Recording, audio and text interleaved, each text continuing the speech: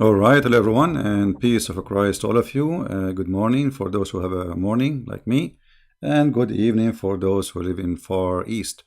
Uh, First thing come to my mind, I have some coffee next to me. I said, what if we have a coffee with our Lord, the Messiah? Now, the Muslim, they might say, huh, the Christians want to have coffee with their God. You see, our God is so good to the point he humbled himself to drink coffee with someone like me. One of the names of the God of Islam is Al-Mutakabbir. He is the proud. Actually, proud is not, no, it's not the correct word. Mutakabbir is somebody he show off, like he think he's so, like, I mean, when you say Mutakabbir, you compare yourself to who? Exactly. I mean, if everything around you is your creation, it's stupid of you to think this way. However, the question will be, if I am right now sitting in front of my Lord, my King, the King of Kings, the Messiah, and trust me, he will not mind. Remember, the Messiah, not only he would drink coffee with us, he washed the feet of his disciples. And not only that, he said to them, if you don't let me do it, you don't belong to me.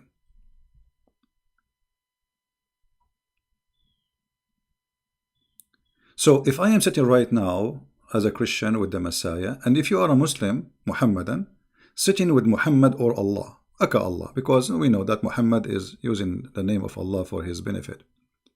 What is the conversation will be about?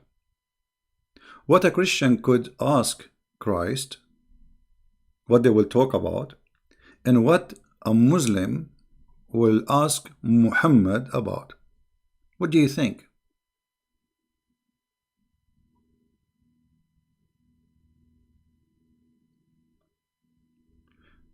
Actually, we will go back on time. And then we see conversation happen between Muslims and Muhammad.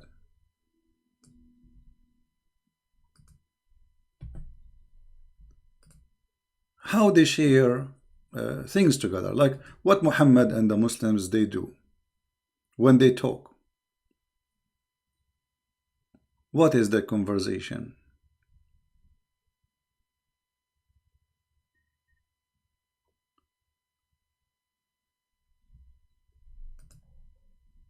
Let me see if I can find you some hadith. It just came to my mind.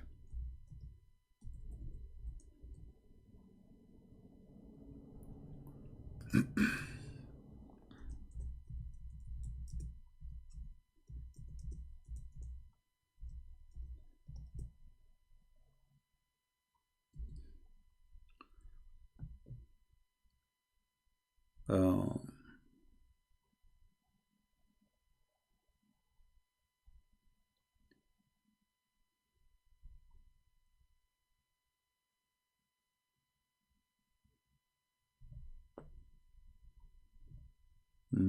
I think this website will not have it, but we can try.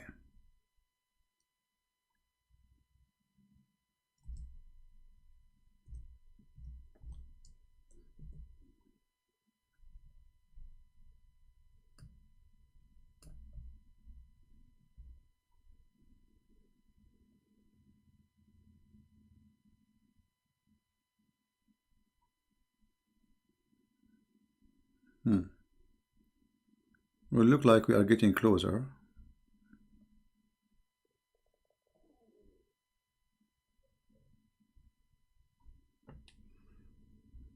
You see, I don't prepare for things. I mean, I just until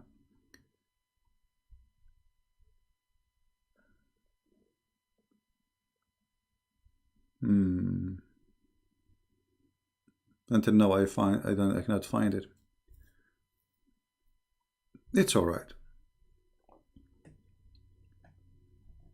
Let me find something else. I hope this time we'll find it. This one I have it saved because it's hard to find. Let me see. No, even this one we cannot find it now.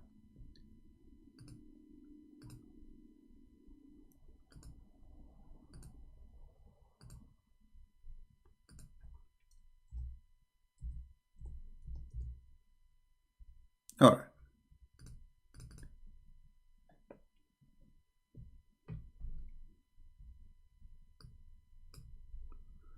This is a hadith. I will put it in front of you.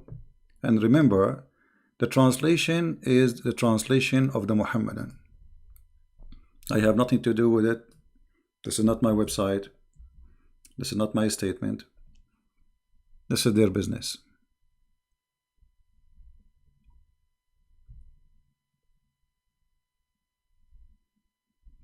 Muhammad in the morning drinking coffee with his wife. I'm not going to say camel urine, but let us assume it was coffee. Aisha said Allah Apostle in his fatal illness used to ask, where I will be tomorrow, where I will be tomorrow. Seeking Aisha turns. His wife allowed him to stay whenever he wished. This is the conversation between Muhammad and Aisha, and I don't know if he was drinking coffee or not. Why Muhammad saying in his death, where I will be tomorrow? If I am having a conversation now with the Lord and I ask him, where are you now, Lord? He will say, right now I am in heaven.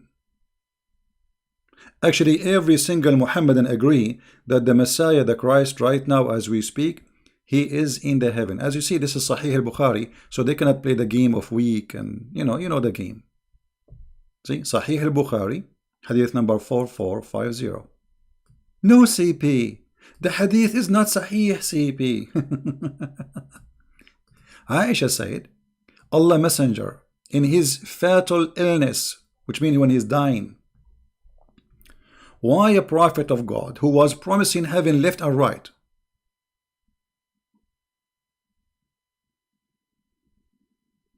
he is worried where he will be tomorrow, which means after death. You see, tomorrow, the guy he know he's dying. Where I will be, used to ask. Used what? Used. It's not like one time, twice, three. Used.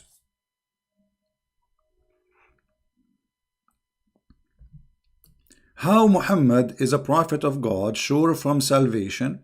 He himself is the last one to know where he will be tomorrow.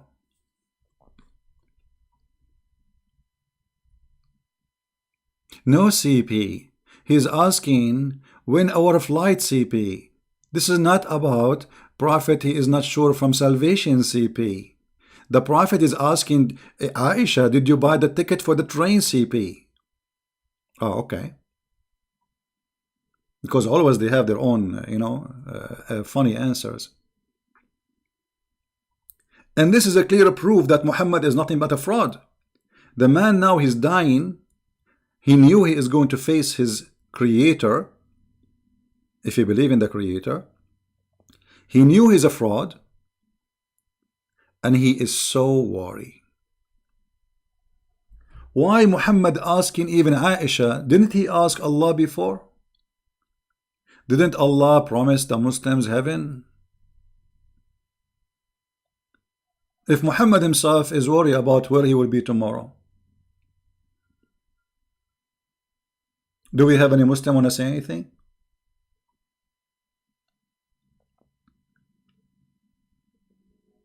Any Muhammadan have anything to say? No CP. The Prophet is not worried about that CP. The Prophet, he is questioning after the Iran they shut the airplane CP. Can we fly over Tehran CP? The guy is dying in his fatal illness. Not only that, look what it says. So he stayed at Aisha house till he expired. Expired? The Prophet expired? I think the Prophet expired long time ago. He was with her. What expired? What until he expired? The Prophet expired? No CP. Learn English CP. It doesn't say expired CP. What did that say? Hmm? What it does say? Hello?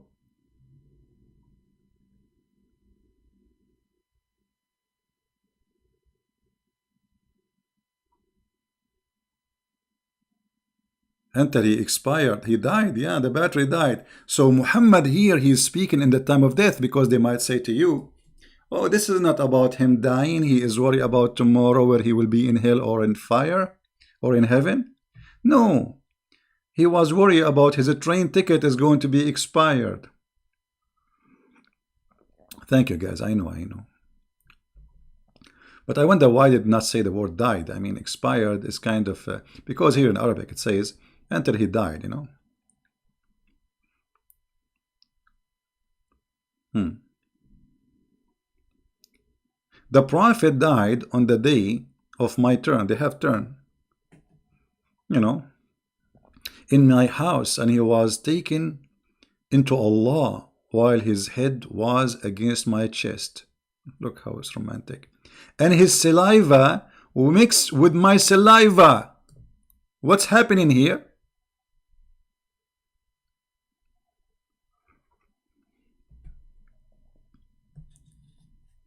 Muhammad is dying, and Aisha's saliva is mixed with his saliva?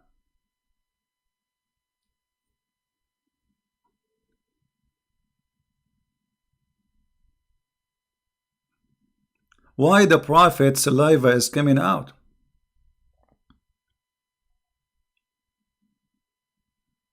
And why Aisha's saliva is coming out?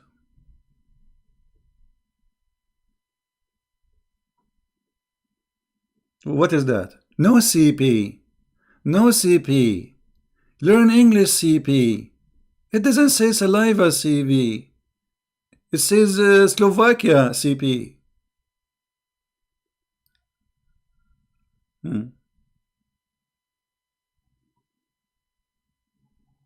Actually, this is a proof that Muhammad, he died in, in a very ugly death. He died truly from poison. You see, one person he died, what come from his mouth? Saliva. It come like a foam.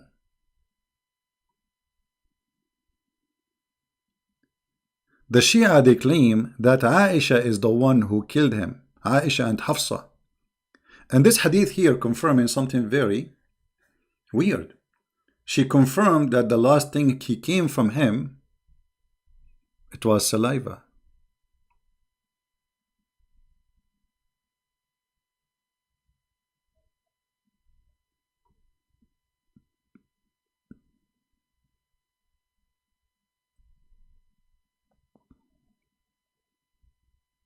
And then the hadith continue, and look, I mean, look what the story is about. Muhammad is dead and his saliva is coming out.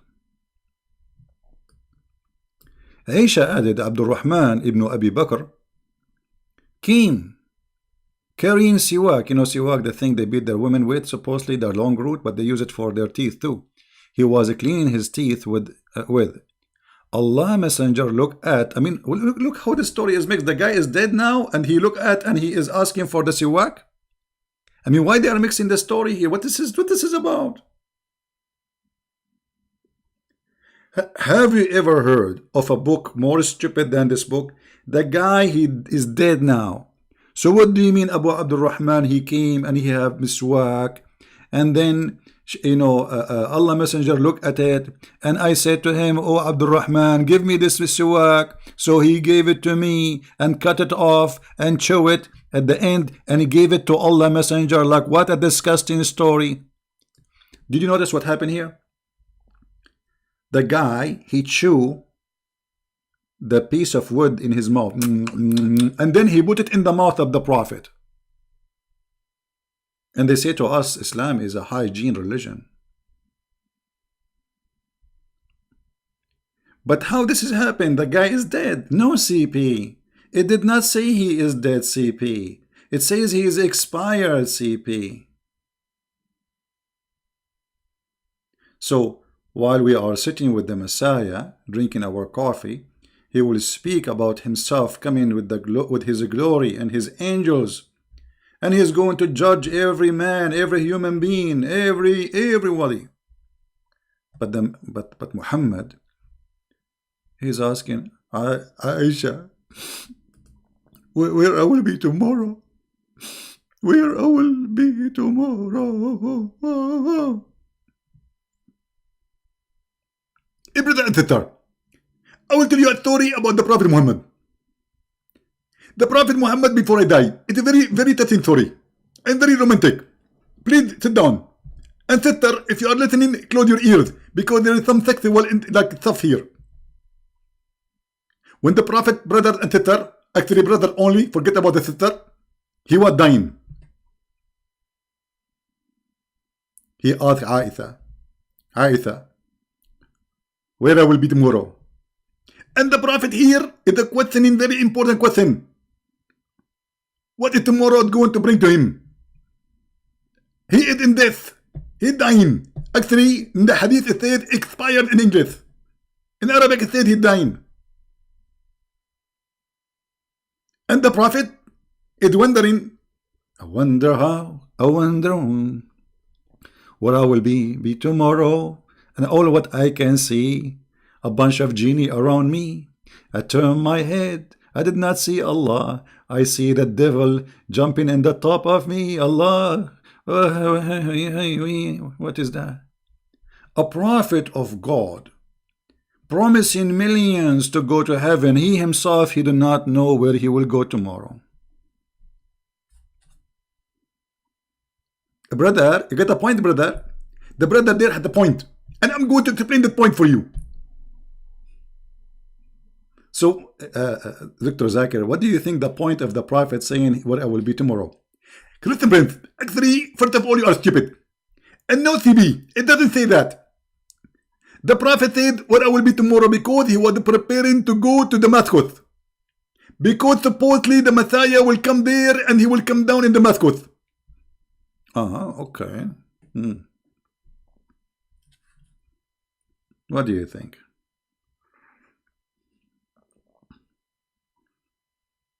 This is a prophet of God. He himself is worried about where he will be. Guys, is this a good time? Is it a good time? Honestly, I have a lot of work to do. But I said to myself, let me sit with those good people who they are way better than me. So maybe we have some coffee together. I'm drinking coffee now. I'm way up since very early in the morning. But I will have some time with you.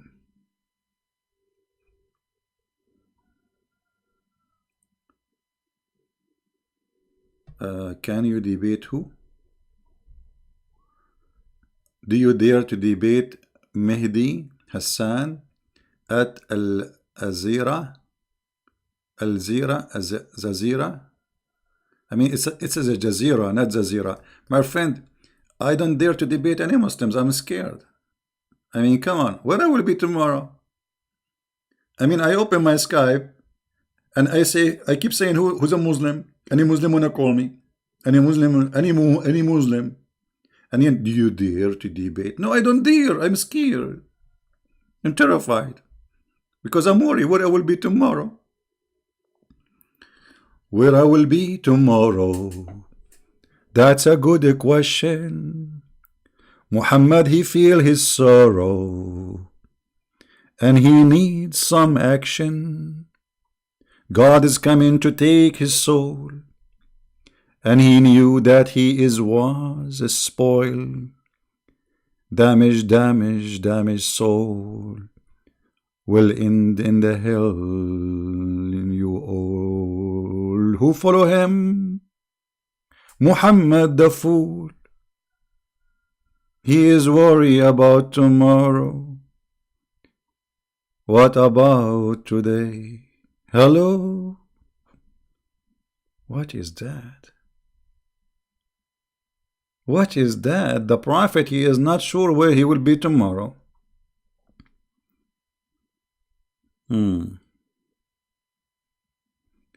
you speak about the pillars of Islam? My friend, there is no pillar of Islam. As you see, the guy is worried about tomorrow. What pillars of Islam? He spent his life teaching Muslims how to shave their private part, how to shave in their arm, how to clean their anus and how to clean their, I mean, and now he is saying, where I will be tomorrow.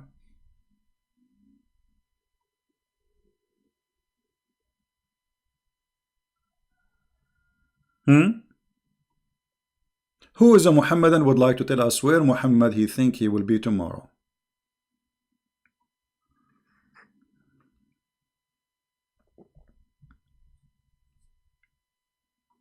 We can't play anyone videos. You see, I avoid playing Muslim videos because they flag my videos if I play their videos. Otherwise, I would love to. So we can laugh together.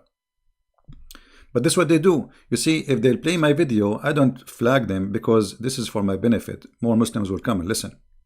But Muslims, because the cowardness and their fear they have, the second you play a video of them, they flag you for copyright. That's why I avoid playing them. Any Muhammadan? Where I will be tomorrow, you will be in hell, Muhammad.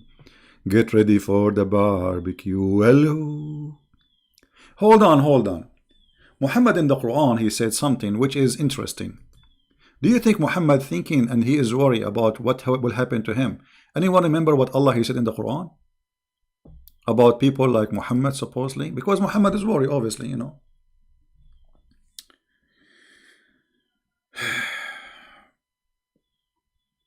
In the Quran, it says that Allah will insert in the anus in the judgment day a long chain. He will make it go inside the nose and he will take it, he will extract the chain from the anus. Hold on. The puppies of Mimi Hijab, they will say, no, CP, it doesn't say that, CP. This is your fabrication, CP. No, this is not my fabrication. You are a liar and you are a potato. So you don't dare to call me. No, CP. Is that what Muhammad is worried about? That Allah will insert inside his bum a long chain? This is why he's worried before he die? Let me show you the reference so Muhammadan, they will not say, because, you know, funny, I show them word by word in front of their eyes in the screen and they say, no, CP. It doesn't say that, CP. Okay. So this is the chapter 69. Even the chapter is 69. Man, what a sexual Quran. All right. Chapter 69. Verse number 32. And we will go to Ibn Kathir. I hope they will not say Ibn Kathir is a liar. Liar, CP. Liar. No, CP. All right. This is Ibn Kathir. I will put it for you in the screen. Give me a second.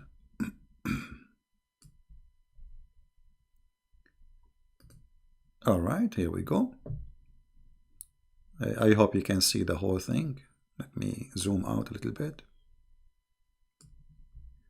Here it says, then fasten him. Who is the one saying, no, CP?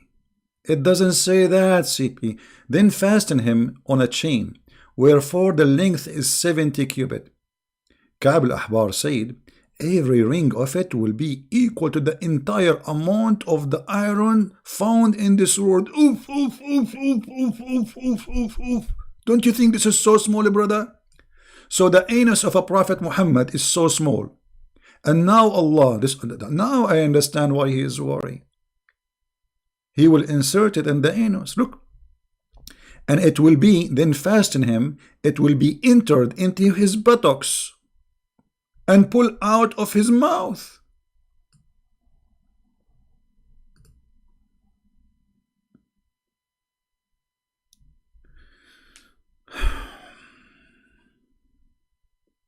Don't watch American movies. This is what happened to you when you watch too much American horror movies. This God, he enjoys sexual torture. He is targeting your bum, your anus. And that explains why the Prophet of Allah is worried. I mean, if you are not worried about your buttocks, you will worry about what? His brain? He don't have one. Aisha, where am I? Where tomorrow I will be? Actually, this is the same thing happened to him before. He said the same thing. He's repeating it. Where I will be. In here it says only where I will be tomorrow. In different hadith says where I will be tomorrow. But that one is not in that hadith is not in the time of his death.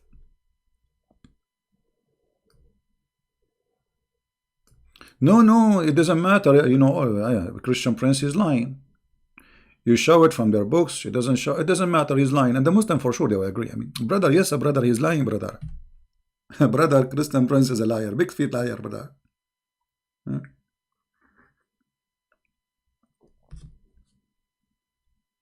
So what we understand from this hadith, that the Prophet of Allah is worried that Allah will do something to him. And look, brother, it will be entered into his buttocks and pulled out of his mouth. Well, very nice. Then they will be arranged on this chain, just like a loctus arranged on the stick. Barbecue. This is barbecue. Allah will make barbecue. And be roasted. Al-Wafi reported from Ibn Abbas, no CP. Ibn Abbas did not say that. He said, it will run into his behind. Until it's brought out of his two nostrils, so he will not be able to stand on his two. I mean,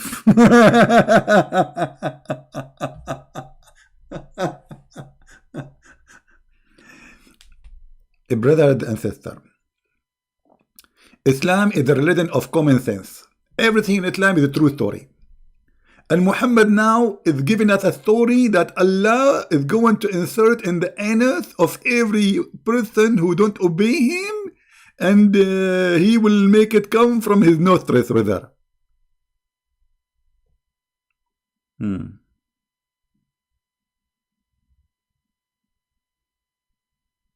Muhammad is wondering where I will be, CP. No, CP.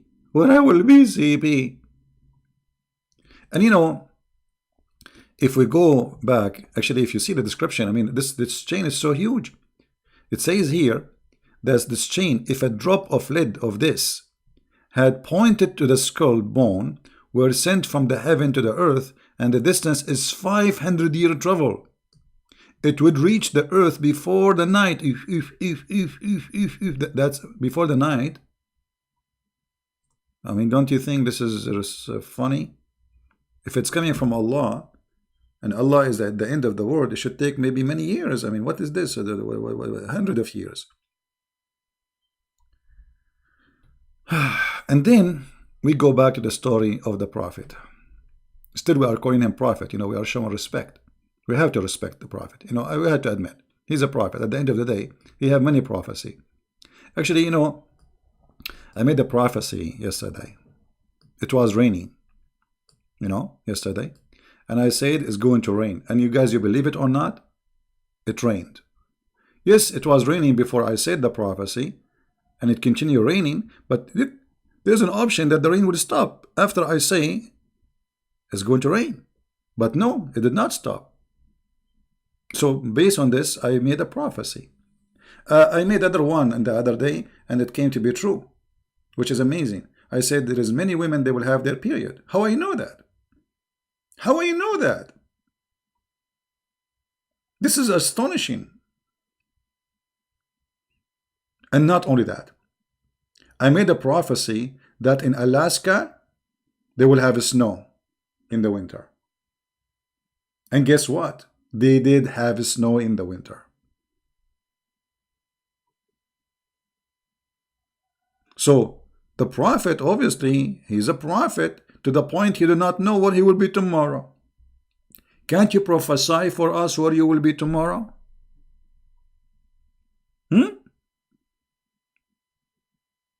How this man is a prophet, but he do not know where he will be tomorrow?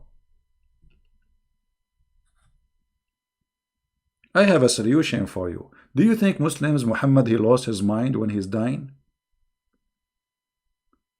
Hmm?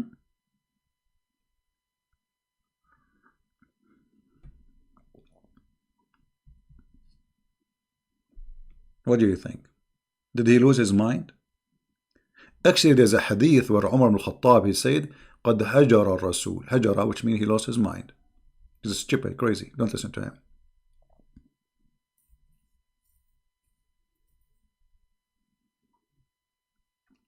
How a prophet of God, he lose his mind? Where Allah?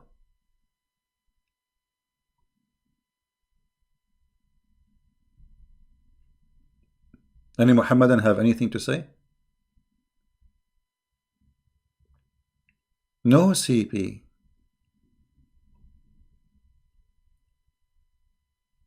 Yeah, but this is not about the... You see, first of all, the bewitched is a lie. There's nothing is called bewitched. In our days, anyone he act crazy, they think he is bewitched, because he look physically fine, but he act weird, strange. So they say he was bewitched. But this is in the element of death. He's dying now. He's dying. This is, this is way after the story of the bewitching. Hmm?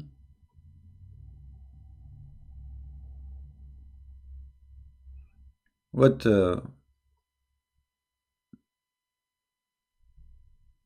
Any Muslim? Thank you, my friend. Thank you. God bless you.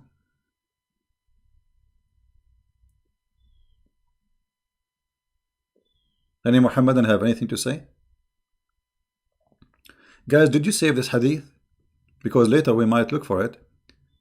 And you see, actually, I was looking for different hadith. There's a hadith, I save it, and I could not find it. But I came to this one.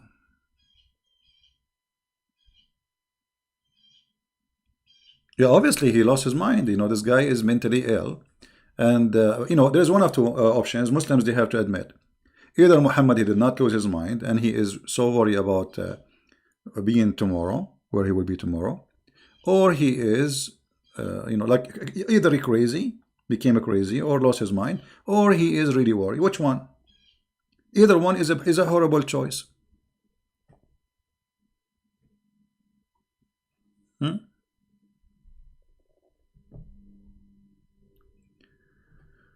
Where is the real manuscript of Surah Maryam? Muslim says that there is a gospel of John, Mark, Luke is false. You see, when the Muslim they say that the gospels of John and Mark they are false, that is against their stupid God. Why? Because if the Quran says that the one who sent the gospel is Allah, so the gospel is the book of Allah. So why Allah don't protect his book?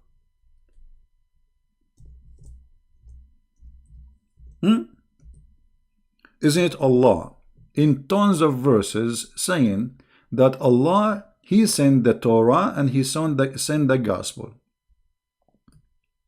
And the Muslims say to you that the gospel is corrupt. That means Allah is a fufu. Fufu tutu mumu. Yahoo.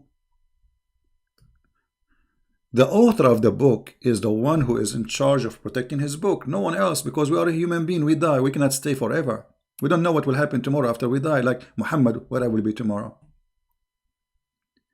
The one who sent the book should be a person who protect the book. So when a Muhammadan he says to you the gospel is corrupted, he is spanking his God Lulu and Mimi. For he is confirming to us that he have a lousy God who cannot protect even a book.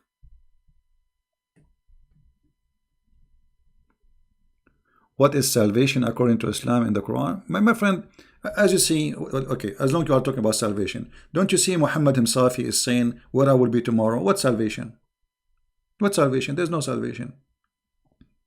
This is the highest authority, the founder of Islam. He is saying, where I will be tomorrow. And this is in his element of death.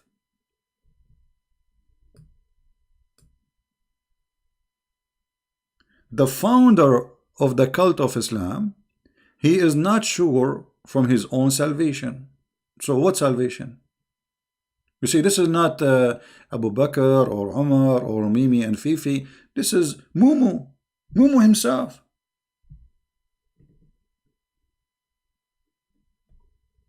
Hmm?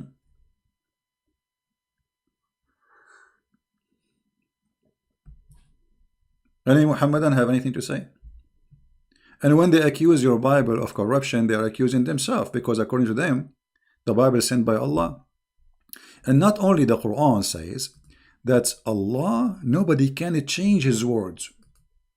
The Muslim, they say, no, no, no, no, no CP. He meant the Quran CP. Oh, hold on, hold on. Hold on, CP. The verse says, and nobody can change his words, any words. Chapter 18, verse number 27. Chapter 10, verse number 64. Chapter 6, verse number 34. Chapter 4, verse number 56. Nobody can change the word of Allah. Oh, sorry, 56 doesn't say that. Nobody can change the word of Allah. And as long the verses confirm that the word of Allah is the Torah and the Injil and the Quran and the Psalm, you know, so nobody can change the words of Allah. Here we go. He didn't say the Quran.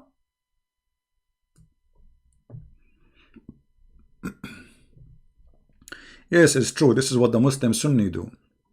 When a Muslim Sunni die, they insert a very hard piece of cottons inside his anus, and because remember, you know, they believe that in the grave there is Allah will send a scorpion and a snake have 99 head. Some hadith they say, or stories, that a snake have 7 heads and every head have 9. Snake have 7 head and every head have 9 head, I think. It's like many heads.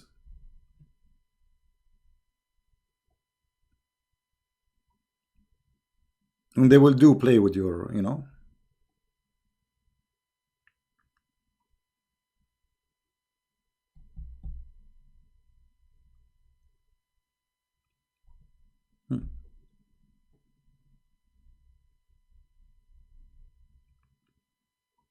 Any Muhammadan? Any comment? Where is the Muhammadan today?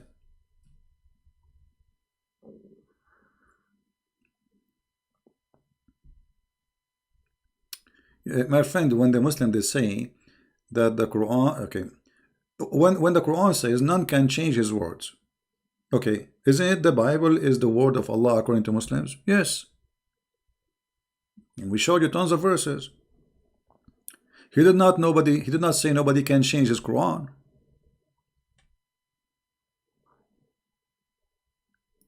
My mic is cutting off?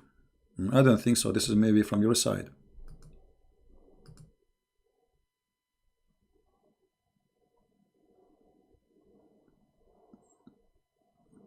I think this is from your side.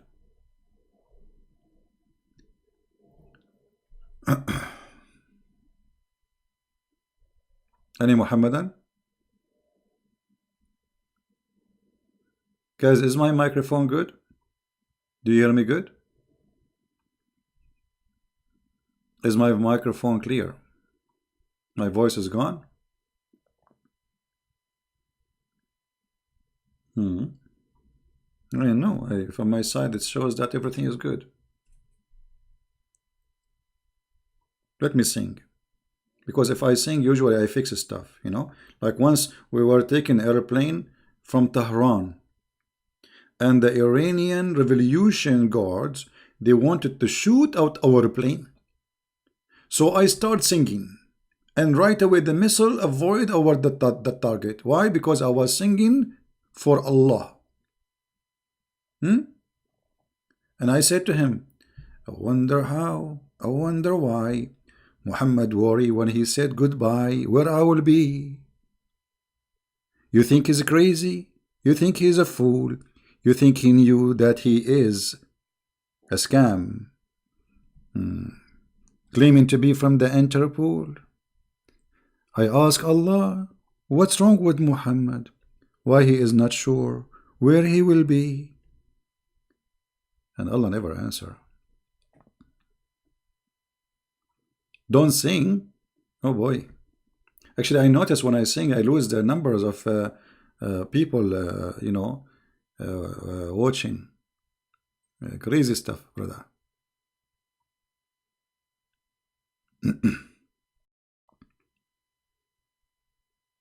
Any Muslim want to say anything? So, if we have a cup of coffee with our Lord the Messiah, he is our King, the King of Kings, and we ask him, the one who believe in you, where he will be, he will say, whoever believe in me and die will live.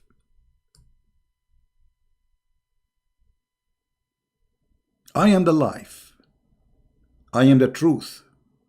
I am the resurrection. I am who I am.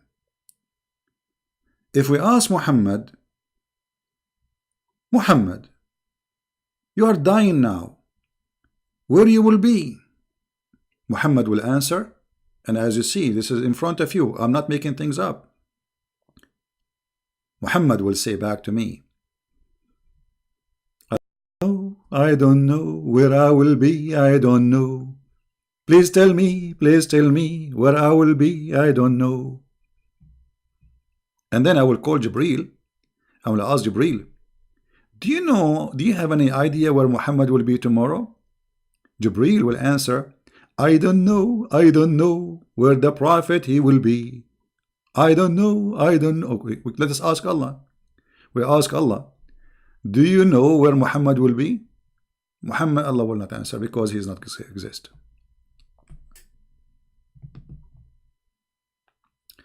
My voice is cutting. I think I'm losing connection. Yeah, I'm getting bad connection, so I better finish fast before we lose our connection. Oh boy. Okay, it's getting back. It's coming back. Yeah, there is a bad connection in the internet.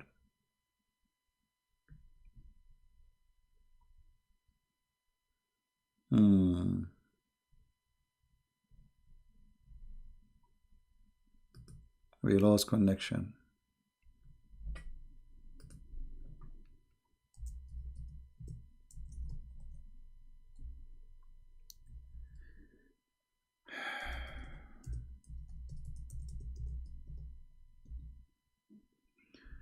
Okay, guys, sorry, we lost connection for a little bit of time. What we can do, but I think now it is fine. See what happened when I sing? Disaster hit. I sing, things happened. Someone saying, why in the Quran it says the Messiah he is called Isa? Well, ask Muhammad. How I don't know. Muhammad, I think Muhammad, because you remember, Muhammad he believed that the Messiah is the son of Mary, the sister of Aaron, correct? And I believe that this Mary or Maryam, she have a son, his name is Isa or Isa. This is the only way I can come with it. You see, I could not find really any source, but the only way to come with it, that Muhammad, who he thought, as the Quran says, that Mary is the sister of Aaron, this is why Muhammad, he think that the name of the father of Mary is Imran, which means the same name of the father of Moses. So, mostly, Muhammad, he thought that the son of Maryam, the sister of Aaron, he is Isa or Isa, and that is the Messiah. This is the only explanation I can bring to you. Right? Imam Mahdi, this is a big fat lie, does not exist, you know.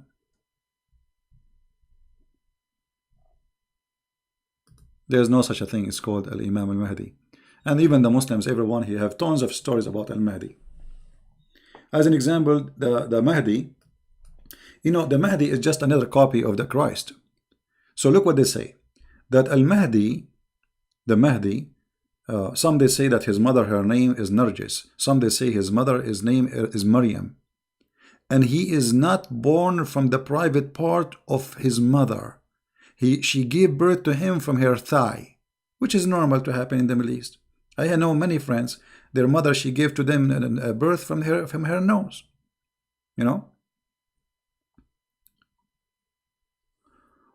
Is Maryam is a sister of Aaron in the Quran. Ya Ukhta Harun, my friend.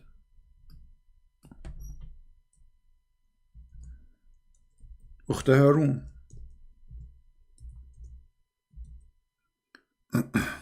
All right. So when Muhammad he say that the Mary in chapter 19 verse 28, she is the sister of Aaron. Remember, according to the Quran, Mary, she is the daughter of Imran. And Muhammad here is being stupid in many ways. Number one, the name is not correct, because the father of Mary is not Imran. Secondly, he could not pronounce the name correctly of the father of Moses and Aaron, because his name is Amram. So the last letter is M, not N.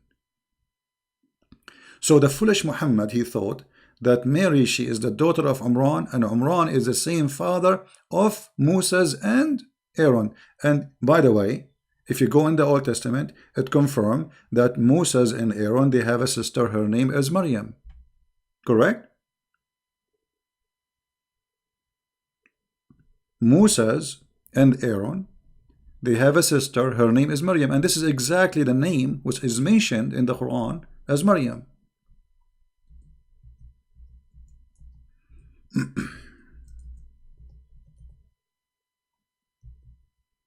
Right? And this is where all the confusion of the false prophet coming from. He sit with the Jews. The Jews, they say, Moses have a sister, have a brother. The brother, his name is Aaron. The sister, her name is Maryam. And you can find that in the book of Exodus, chapter 2. Muhammad, he took it. What is the name, Jack Shalom? Habibi Muhammad. The name of the father of Musa's Habibi Muhammad, his name is Umran. Umran. So Muhammad, he did not understand what the Jew is saying, so he said Umran. And now they have a chapter in the Quran, it's called Al Imran, the family of Imran.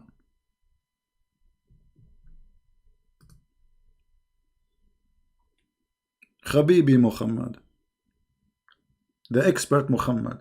Muhammad, he knew everything. He knew history. He knew who was on the cross. But he did not know where he will be tomorrow. Where I will be tomorrow. Call me, Muhammad, call me.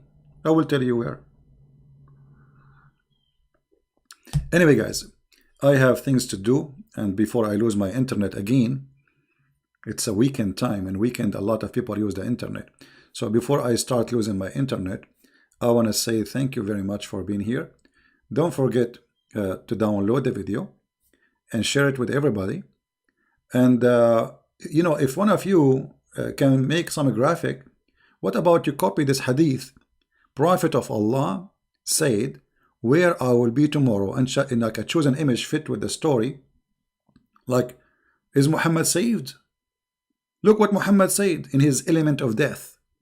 Where I will be tomorrow. Where I will be tomorrow. You will be in hell. You potato. And you will be fried and barbecued. Where you will be tomorrow. We know where you will be. So A foolish person is the one who follow a man. He himself is not sure where he will be tomorrow, yet he claimed to be a prophet of God.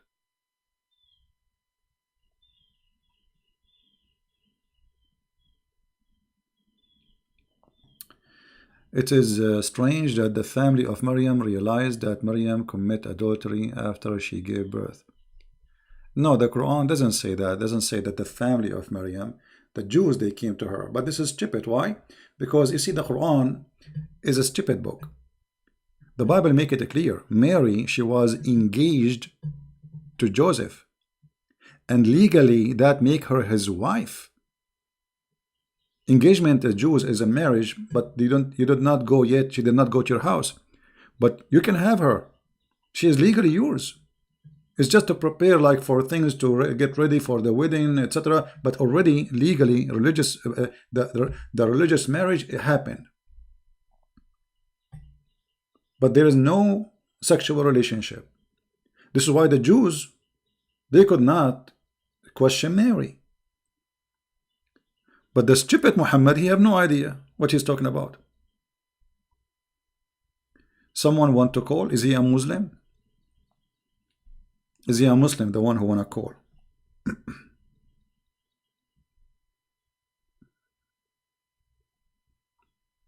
A Muslim? Okay, hold on.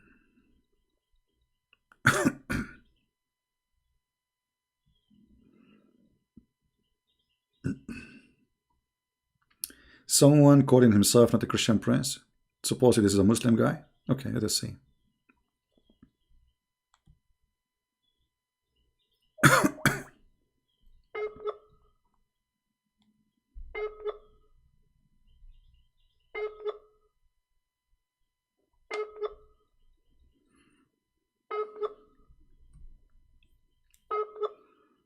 He's not online, maybe.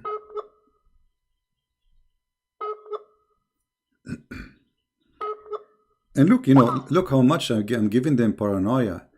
They call themselves by my name. Call me, buddy, call me. Let me try one more time.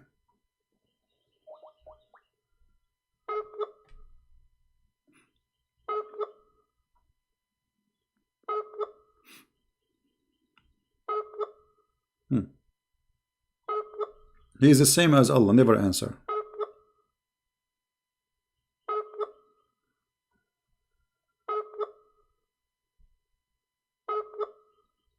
All right.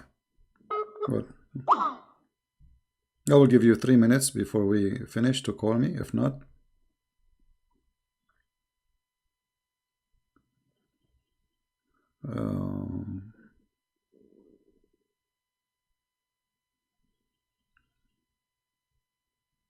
yeah, I don't see any Muhammadan calling.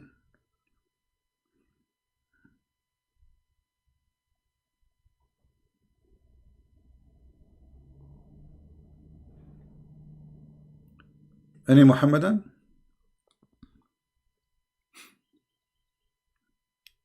I turn my head up and down. I turn it around, and all what I can see. Muhammad worry where he will be. Muhammad a fool. He don't know. He don't know where he will be. How can you believe it? The guy, he promised us virgins, long private part. I mean, the private part alone is a reason for all men to go. I mean, imagine you live in China, but your part in the Mississippi River, and those like all no, your private part in the Amazon River. Oh boy, and those fish who eat meat, I mean, they are all over. They will enjoy the sausages. Oh boy.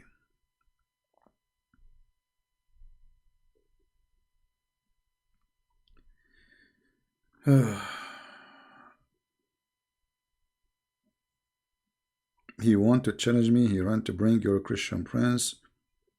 So bring your Christian prince where? I mean, here we go. I'm here. What to bring your Christian prince?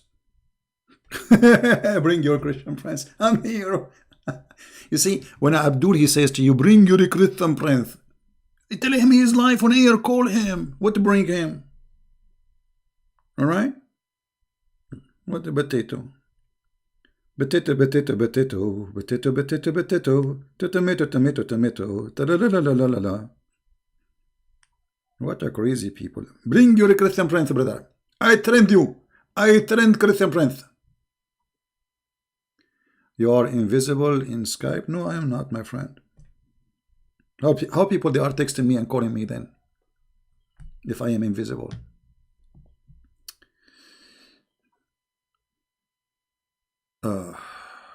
Here we go. We lost connection again.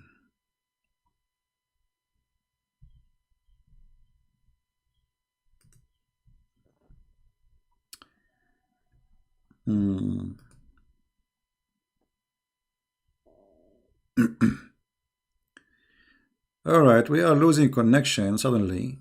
You know, there's something not right happening with the connection.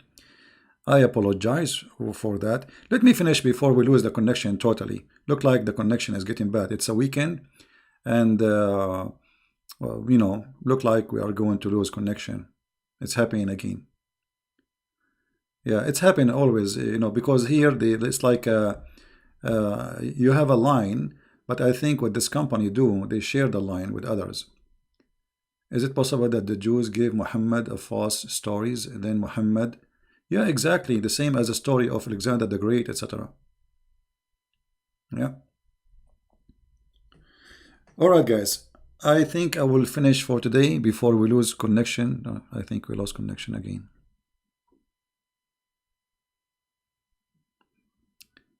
Yeah, I should do this earlier before people they start getting up.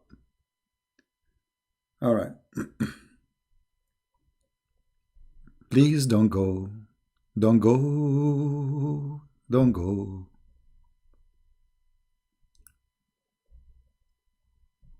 How you cannot find me? So how people they are texting me? I have thousands of text messages, and you cannot find me. I'm not sure how this happened.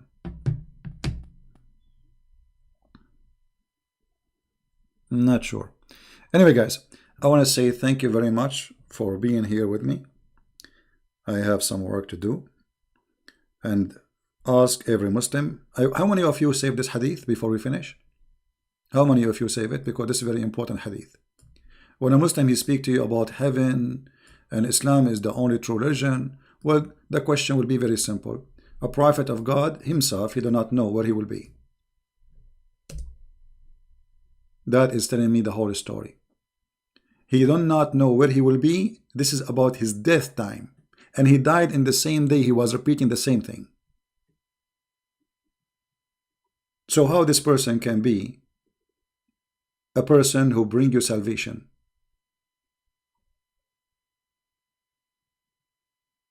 Right?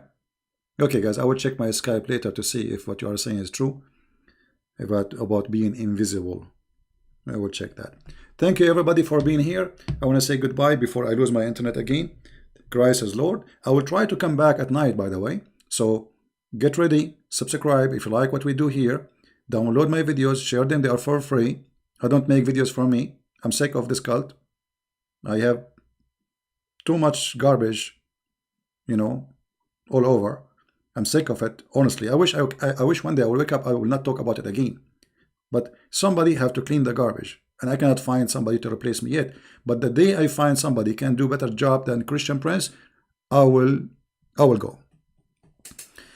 But until that day happen, I'm here, and I will get this prophet busted with no mercy, for he is the devil, not Allah. Allah is just a fake name. This man is the devil. He misled millions and millions of people, yet he do not know what he will be tomorrow. You have to be mentally ill to follow a person he himself do not know in the time of death where he will be tomorrow. Why Allah do not give him confidence? Why Allah is not telling him where he will be tomorrow? Didn't Allah told him already where he will be tomorrow? Did he or did not? Yes, he did. So why he do not know?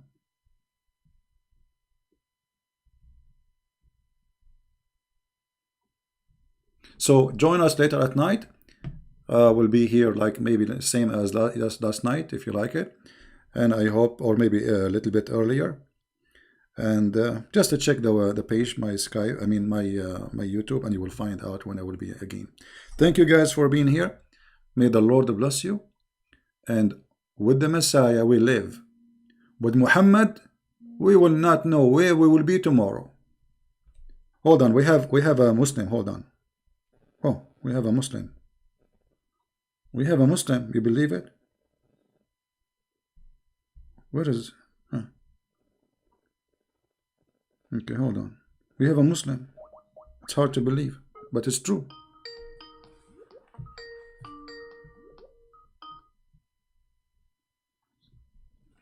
Hello? Hello? Mute YouTube, please.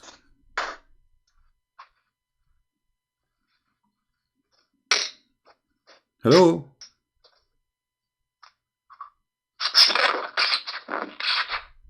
Hello? Yes, you are live on air, my friend. Who is with me?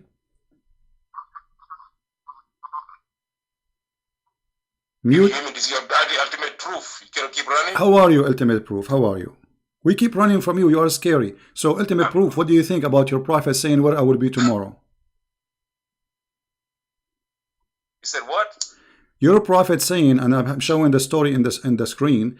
He was dying and he said to Aisha, where I will be tomorrow. Where do you think your prophet he will be tomorrow, and why he's asking this question?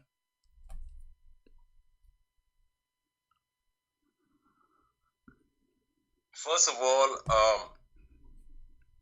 this truth or not, nobody knows what they're going to be. Allah said in the Quran that the prophets will be worried about themselves. This is how Islam the prophet will say what? What can do. Sorry, expecting. Let me answer your question. No. I want to be sure what you are saying. The Quran says what? I did not hear you, my friend.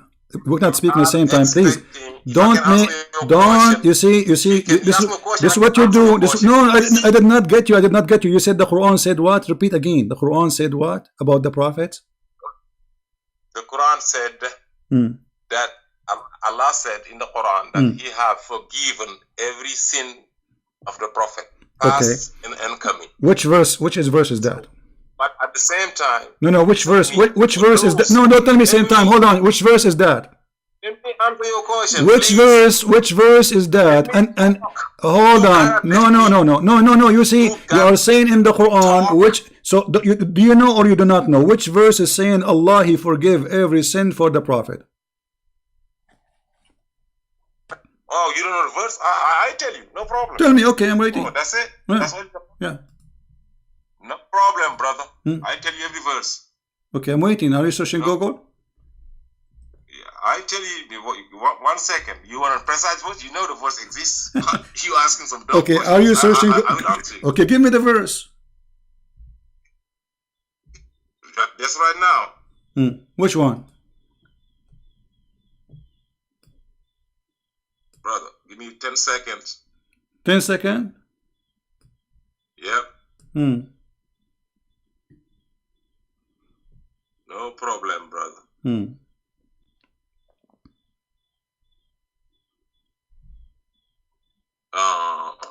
It's gonna be 48:2. Well, I'm showing it in the screen since 5 minutes ago, and you saw it in my screen. This is how this is how funny you are. Okay, so now read the verse for me. It doesn't say that Allah. It doesn't say that Allah forgives. You see. You're digressing. Let me answer your question. No, you are answering now. You are answering. We are having a conversation. The verse does not say that Allah He forgave to Muhammad his sin. Why you are lying? Read the verse. You read it. Here we go. It's in front of me. It says that may Allah forgive your sin. May Allah. He did not say I forgive your sin. Read it. He said I have forgiven you your past and uncommitted sins. Where it says that? Where it says that? Where it says read it. Read it. It says may Allah may Allah forgive your sin. I said, what translation are you reading? What translation you are reading yourself? asking you. I don't know. That is a translation of Hilali and Khan. Muhammad Hilali and Muhammad Khan. Yes, read any translation. Okay. Just what you read. It says that Allah may forgive your sin. Okay. Now we go back. So that doesn't say that, but I will go with you. Let us say the verse saying Allah forgives sin to Muhammad. So why Muhammad asking what he will be? Why he is not sure?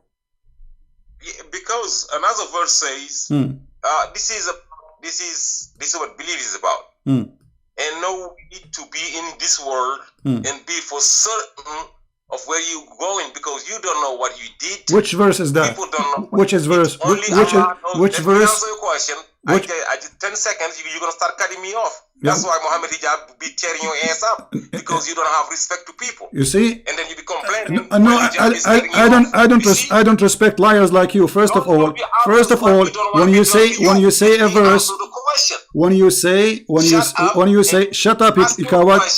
Listen, behave. Listen, what is the verse? Where is the verse that says that Muhammad is not sure where he will be in the Quran? Yes, he said he gonna be worried about his own neck. Where it says that? Where in the what verse? Show me. I'm learning from you. Go ahead. Which one? Okay, no problem. Okay. Whatever you ask, bro, I tell you. Okay, which one? I'm asking you. This is why you let me talk to you're having a conversation. Listen, okay. I'm not ready for every question. Give me 10 seconds. I give you the answer. Okay, what is the verse? Simple. I can ask 1 million no questions. problem. Stop wasting time. Just give me the verse. What verse? I'm just telling you, I can ask you 1 million questions about the Bible. You will not answer right away. Okay, listen. You are giving me an answer. I want details, my friend. You say that the Quran says that Muhammad he will not be sure where he is. But the Quran says those who did good and those who believe, they will have heaven, they will have rivers. So why, if this is only even for Muslims, general Muslims, so why Muhammad himself is not sure? Because Muhammad is a human being. He had a mission. To deliver a message. He did his mission. He's a human being. He sinned like people. He has forgiven and no substitute. Inshallah Rabbi. Every messenger of Allah, inshallah, inshallah, with the will of Allah, will be going to heaven. Okay. We're expecting that. So you are saying, okay, so you are saying the Quran, you are saying the Quran. Listen. Being humble. Okay, let me speak. Mr. Being humble, Mr. Being humble, Mr. Being humble. The Quran promise. If I can just finish a sentence. Let me talk. Shut up and let me finish a sentence. Being humble. Let me speak. Okay. What does have to do with being humble? What does have to do with being humble? And then you compare when hijab treat you as a bastard. You have nothing to say. The bastard is your prophet. He was born 4 years after his father's death, and I can prove it right now as we speak. So behave yourself, son of Muta. I did not mention your mother. Respect my mother, otherwise I will insult your mother. You are a son of Muta. This is why you are not. Mentioned your mother. You did. You just called me bastard, and the fact you are the bastard because according to your prophet, your father that Mary slept with. No, I never said that. You are a liar. This is editing of videos. You are a bunch of cowards and you are liars. You are liars. Okay, you want to hear? You want to hear? Shut up, you filthy coward. You are a filthy coward. This is editing. You Muslim filthy coward people. You have no dignity. Editing? Do you know proof? Yes, we never proof. We give you proof because I know what the proof. This is video editing. I say that someone slept with someone. You edit the video. You put it together. Filthy or filthy like your prophet. Don't change the topic now. You want the proof? We know the proof. We knew that you are a liar. We knew. But Christians, they are here with me always, and they never heard me saying that. They knew that you are a liar like your prophet. Filthy coward, son of Muta. You said that Jesus he slept with his mother. Filthy, disgusting. Look, guys, the Quran says. You see, he changed the topic. Filthy cowards. And give a glad tidings to those who believe and do righteousness. Good deeds for them will be guarding. What Muhammad being humble? The Quran promised already normal Muslims you will go to heaven. Those are normal Muslims. Anyone who believe and do righteous and good deed, he will be in heaven. He will have garden, a river. So why the prophet you do not know? And this filthy, he says, we are running away from you. You are filthy. You start calling me names. Shame on you. I did not insult your mother.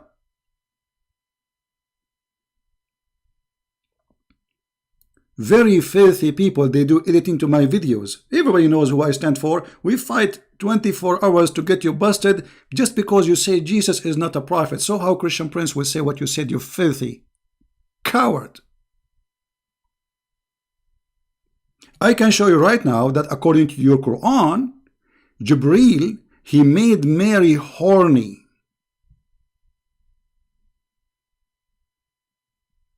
Filthy cowards. This is how disgusting you are. This is why I call you the ultimate fart. And this Mimi Hijab, he start insulting, so he will not answer. I did not call Mimi Hijab a bastard, but obviously he is. You know? Yeah, he's calling again. Are you going to behave or you will call names? Yeah, hello, Christian Prince. Yes, go ahead. Hello. Are you Pinoy? Sorry? Go ahead.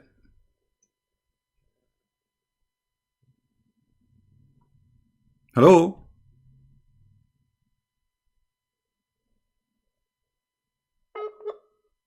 There we go.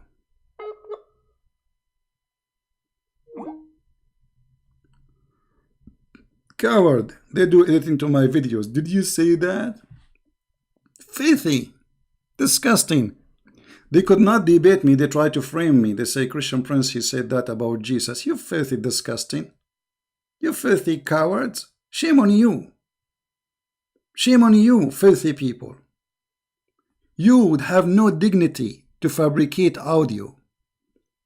I can make now, from your conversation, I can make you saying things you never said. I just cut words, put them together.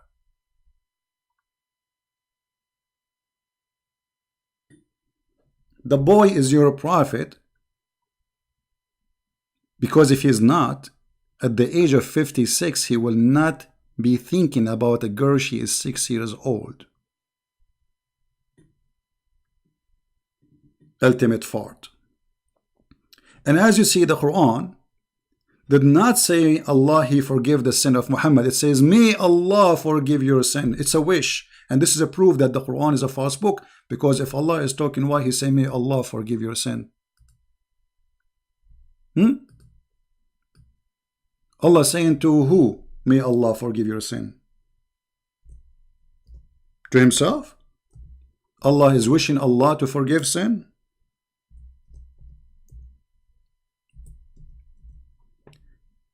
And Muhammad here is being a humble man. What humble man? The guy is dying. This is in his death, you idiot. Where I will be tomorrow? This is about being humble. This is about he's not sure. He should be saying to his wife, don't worry about me. I will be with Allah.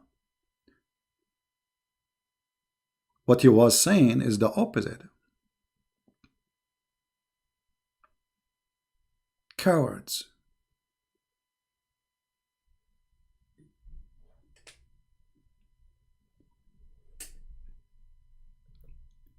There's one thing all the Muhammadan they share. They cannot refute you. They try to put you down as a person. They make it personal. So they do editing for videos. They make, you see, from the video I made today, you can make many stories as you wish. I said the word sex, I said the word penis, I said the word, you can put them together, you make a story I never said. Cowards. Every Christian knows what Christian Prince he stands for. And every Christian believe that Jesus is the Virgin Mary. And every Christian believe that Mary is above all mankind. So how dare you to say what you are saying, you filthy coward? And right now, if there is a Muslim wanna call me, I can show you where it says in your interpretation that Allah, He sent Jibreel, and Jibreel, He breathed into her private part, and He made her horny, so the sperm of the man which Allah created inside her made it move and made Jesus. And now they will take my voice and they will play with the recording and they will say, see, he's saying something about Mary. Filthy cowards. And by the way, this is not only increase the support for a Christian Prince, because the Christians, even those who maybe don't care, they will see that Muslims are a fraud. Not only they are not truthful, but they are a fraud, because when you fabricate audio, you are a fraud. You cannot answer me, you cannot debate me, so now what do? We fabricate audio.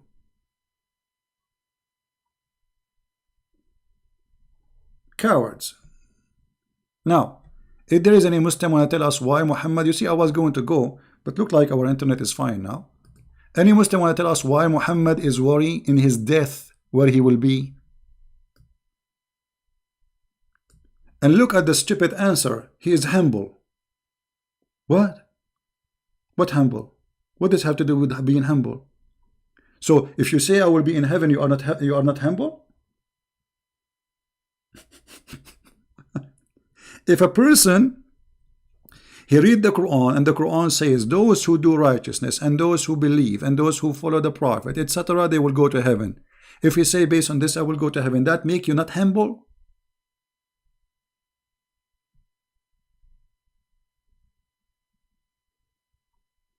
You know, my friend, he is not making point. He is breaking the fake. He is going to play the fake audio. He's not answering. He's not talking. He will start playing the fake audio. And don't tell me, please, what to do. If you don't like the way I do it, you can leave. I'm dealing with those people for years and years. All of them, they are the same quality. Rarely you will find a person who is gentle, respect himself, and speak politely. And if they are not a fraud, you tell me why they fabricate audios.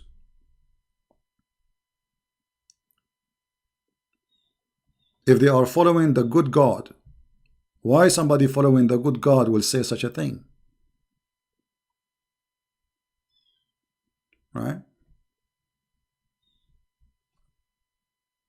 Your face in Muhammad hijab. Muhammad hijab, he does not know me. He put pictures of people who... And who told you I'm hiding, you idiot? I go and do seminars.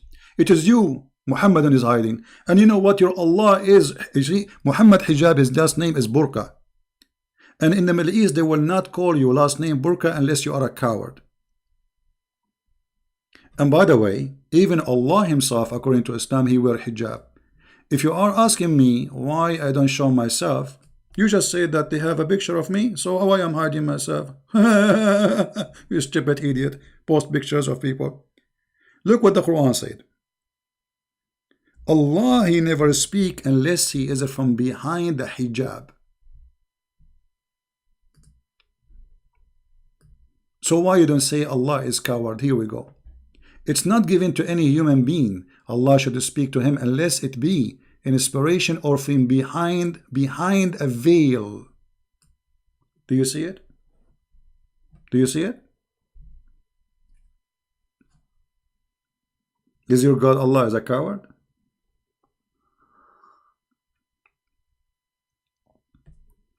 Any Muhammadan would like to call? The Prophet is humble. And Allah, he said he forgive the Prophet's sin. Where is that? And you know what? If he forgive his sin, why he do not know where to go? And yeah, this is the guy who believed that Rashad Khalifa had the correct Quran. Rashad Khalifa, he cut the Quran pieces. He said there's a corruption in the Quran and he deleted verses. If there is any Muslim would like to call? Filthy, trashy. You know, look what they did with the apostate prophet. Did you see the videos they made for him? The same story. They start to, they try to humiliate him, make it personal. They could not answer him, so they start saying he is having sex with his sister. He liked to have sex with his mother. I mean, very filthy, trashy people. Garbage. Can you believe it? The guy, he don't believe in Islam. Why you go to that level? Because simply this is their level. This is how trashy they are. Let me show you the post of Mimi Hijab. Hold on. I think I still have it, maybe. I posted in Facebook.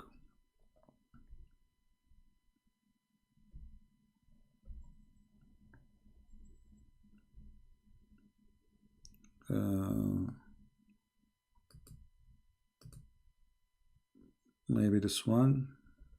No, this one. Hold on. I have it in Facebook actually. Mimi Hijab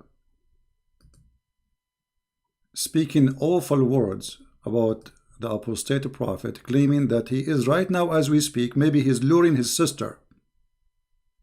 You believe it? How trashy, how garbage they are. And all of this because the guy, he left Islam. We know. Not because he's a bad, or you don't even know him. The guy left Islam, so what we will do, we start fabricating lies about him. Give me a second, let me find it. I have it in Facebook.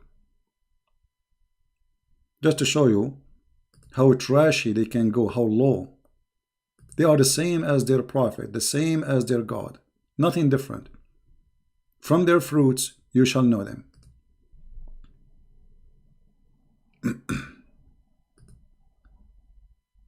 I'm going to go to my Facebook page and grab the images. And by the way, the video I made for Mimi Hijab about him cutting my videos, audio, reported by Mimi Hijab as hate speech. And Facebook, they send me like we are going to delete your video. Do you have any response, whatever? So I respond, this is no hate, watch the video please, etc. And Mimi Hijab got busted and the video is back. This is how coward they are. I don't even flag them speaking against me, because that will bring me more people here. Make as many videos as you can. More Muslims will hear about me and they will come and they will see the truth. Let us see.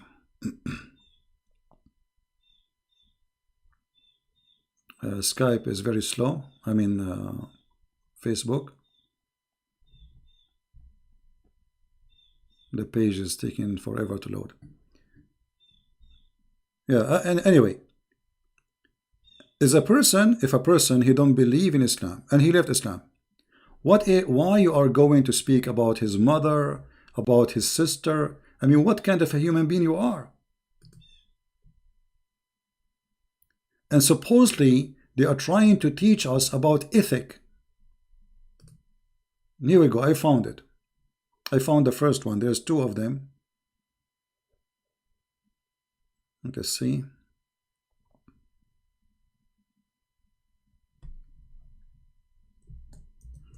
Here we go.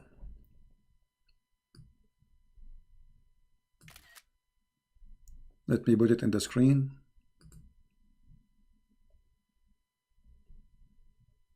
So everybody will see what is the level of this kind of people.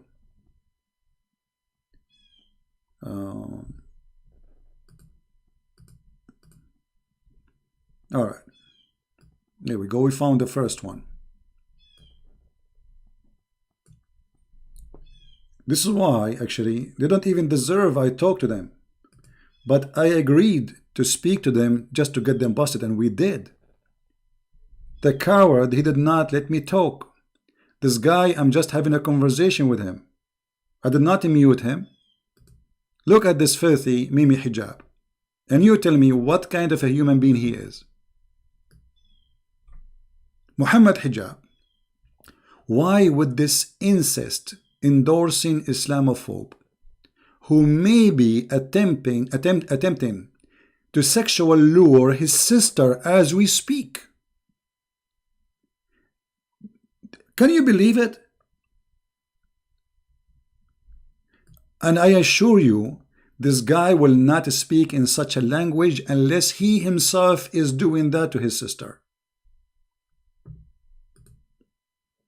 Because I cannot imagine somebody saying that to somebody unless he is a person who think about that.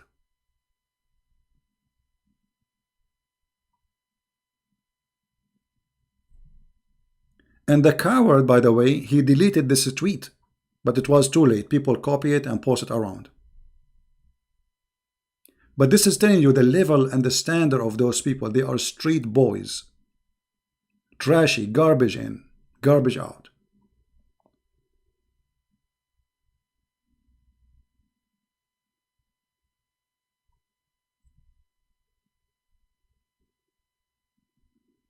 There is other one. I don't know where I can find it. I will try to find it where he said something else too. Not only this. I mean, this guy, he said, but it's good to copy their garbage so later they can get busted. Let us see. I think this one here. Okay. No, this is a different one.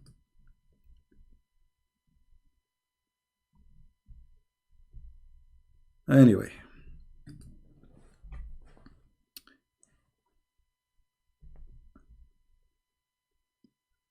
the second you start attacking this cult, they will launch a war against you as a person. And they think they can intimidate you, and they think they can harass you, and they think, you know, you have no idea who I am. I'm doing this forever. I got death threat, I got people want to kill me, I got people want to pay me so I can stop exposing Islam. All of this will not work. The only thing will work is that you bring me more people. Imagine how many people now in the channels of those Muhammadan, they will hear about Christian Prince and they want to know what this guy is saying. And they will come to me and they will ask me, did you say that? I will say, those are all liars. You know, this is what I do all day long, defending the truth. Christ is my Lord. Every Christian, he knew that. I will never say that. They are a bunch of liars. They have no dignity. They have no honor, the same as their prophet. And by the way, according to Islam, you can have your sex with your sister in heaven. Actually, hold on. As long as we are mentioning this topic, I hope I will not lose my internet. Give me a second. I will try to find a video about this topic.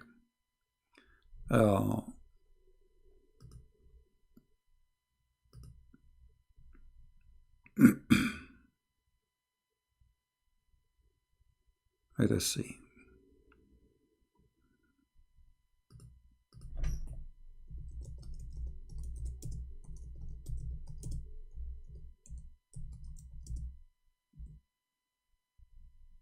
Here we go. I think this is the video, maybe. Let us see.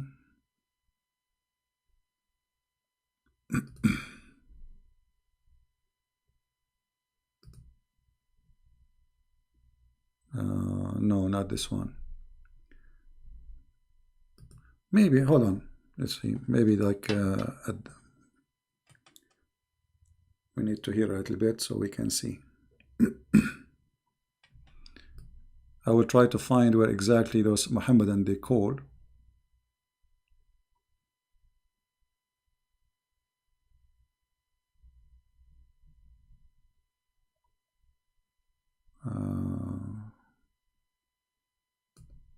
Maybe here.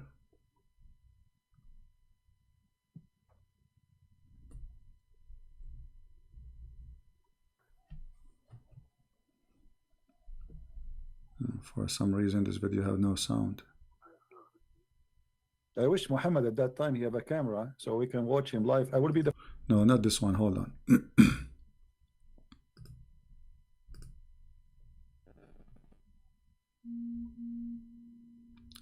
The description of paradise 18 plus 18. Yeah, well, this one I see it, but it doesn't say that. It doesn't have that. I don't know. Maybe in the video, in the long video, Let us see in the long run. Here we go. Hold on. I think I found it. But where is that? In which point of the video? I think here. Let us see. I am very good. So what do you think about the Quran speaking that you can have sex with your daughter in the interpretation if she is daughter from adultery?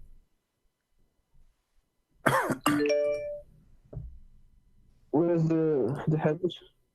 You are the person who speaks Arabic. You are perfect. It's in front of you. This is the chapter of 25, verse number 54.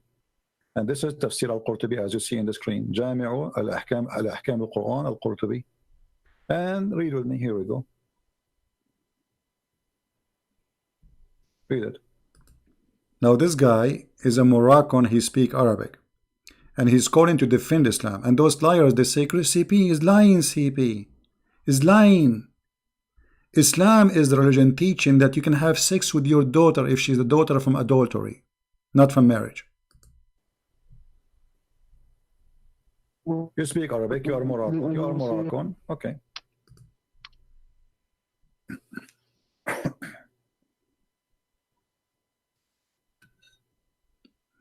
He's reading now. The astonishing teaching of Allah.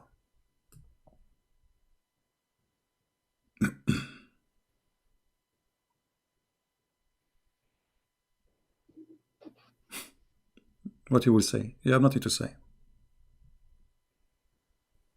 Silence. To read this is just 4 lines. But this is not a hadith. This is just interpretation. Interpretation. Okay, it says you can have sex with your daughter if she is daughter from adultery. Why you Muslim believe in that?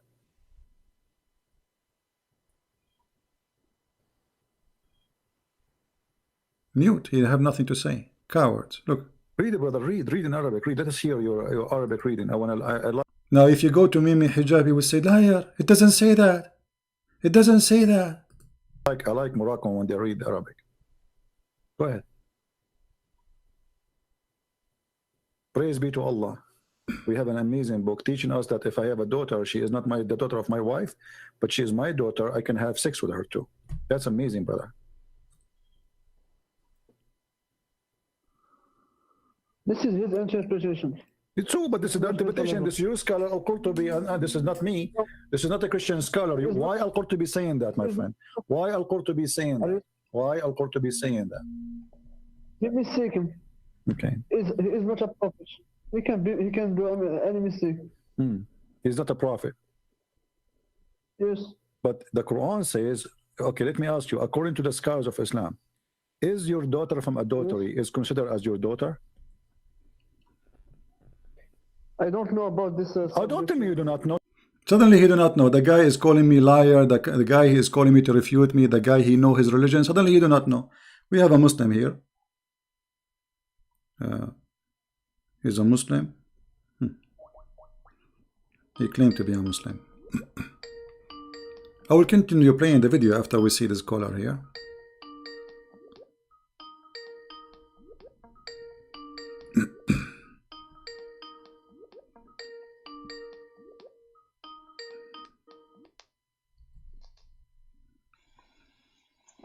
Hello? Yes. Salam. Salam, you are live on air, my friend. Go ahead. You are a Muslim, right? Yeah. I heard you claim in one of your videos saying that Muhammad was not a merciful man, and I want to show you a hadith. Is that okay? No problem. Go ahead, my friend. Okay.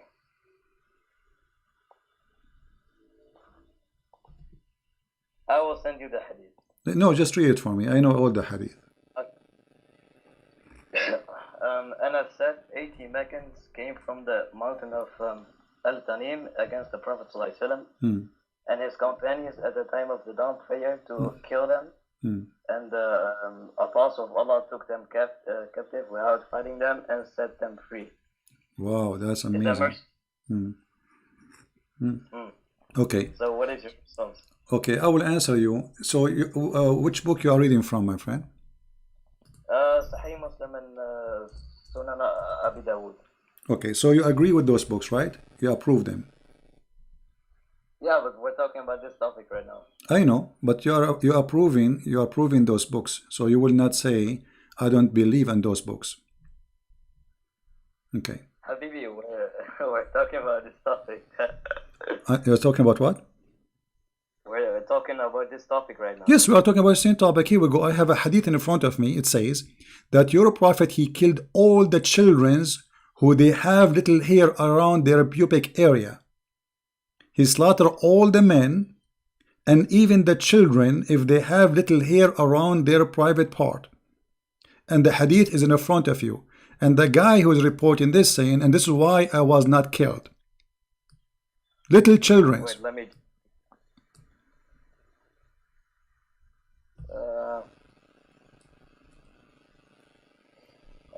read it. I was from the topic.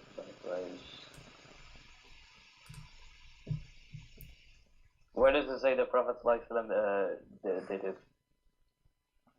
He's saying the way, this is why I was not killed. He killed everybody. Don't you see it, my friend? Yeah, but Muhammad didn't kill them. What do you mean?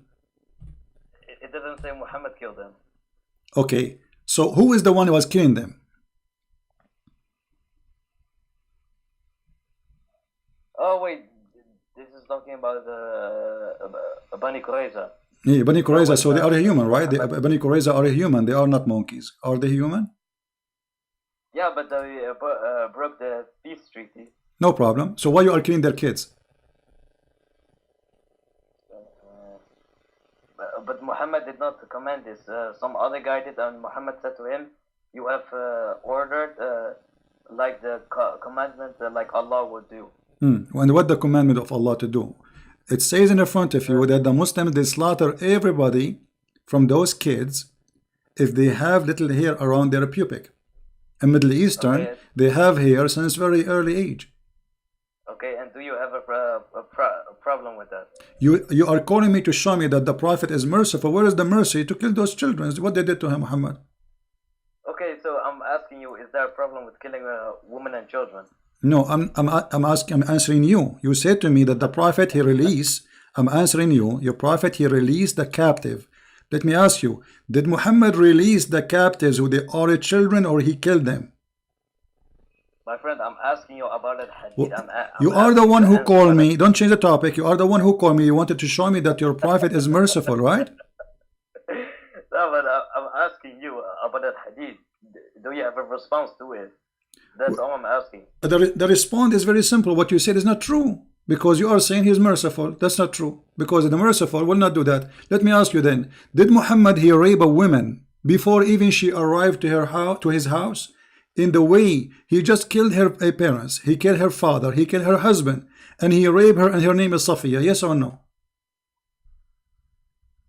Safiya gave her body willingly to the Prophet, not by compulsion. Who is the one giving her the, what do you mean? She gave herself willingly to the Prophet? Can you show me the reference? Yes. Can you show me the reference he raped her and by compulsion? Okay, I will show you, but you are the one who mentioned to me first that she gave herself to the Prophet. I want to see, are you making things up or you have reference? Sex with him, show me. My friend, are you making things up or you are giving me, or you are going to give me a reference?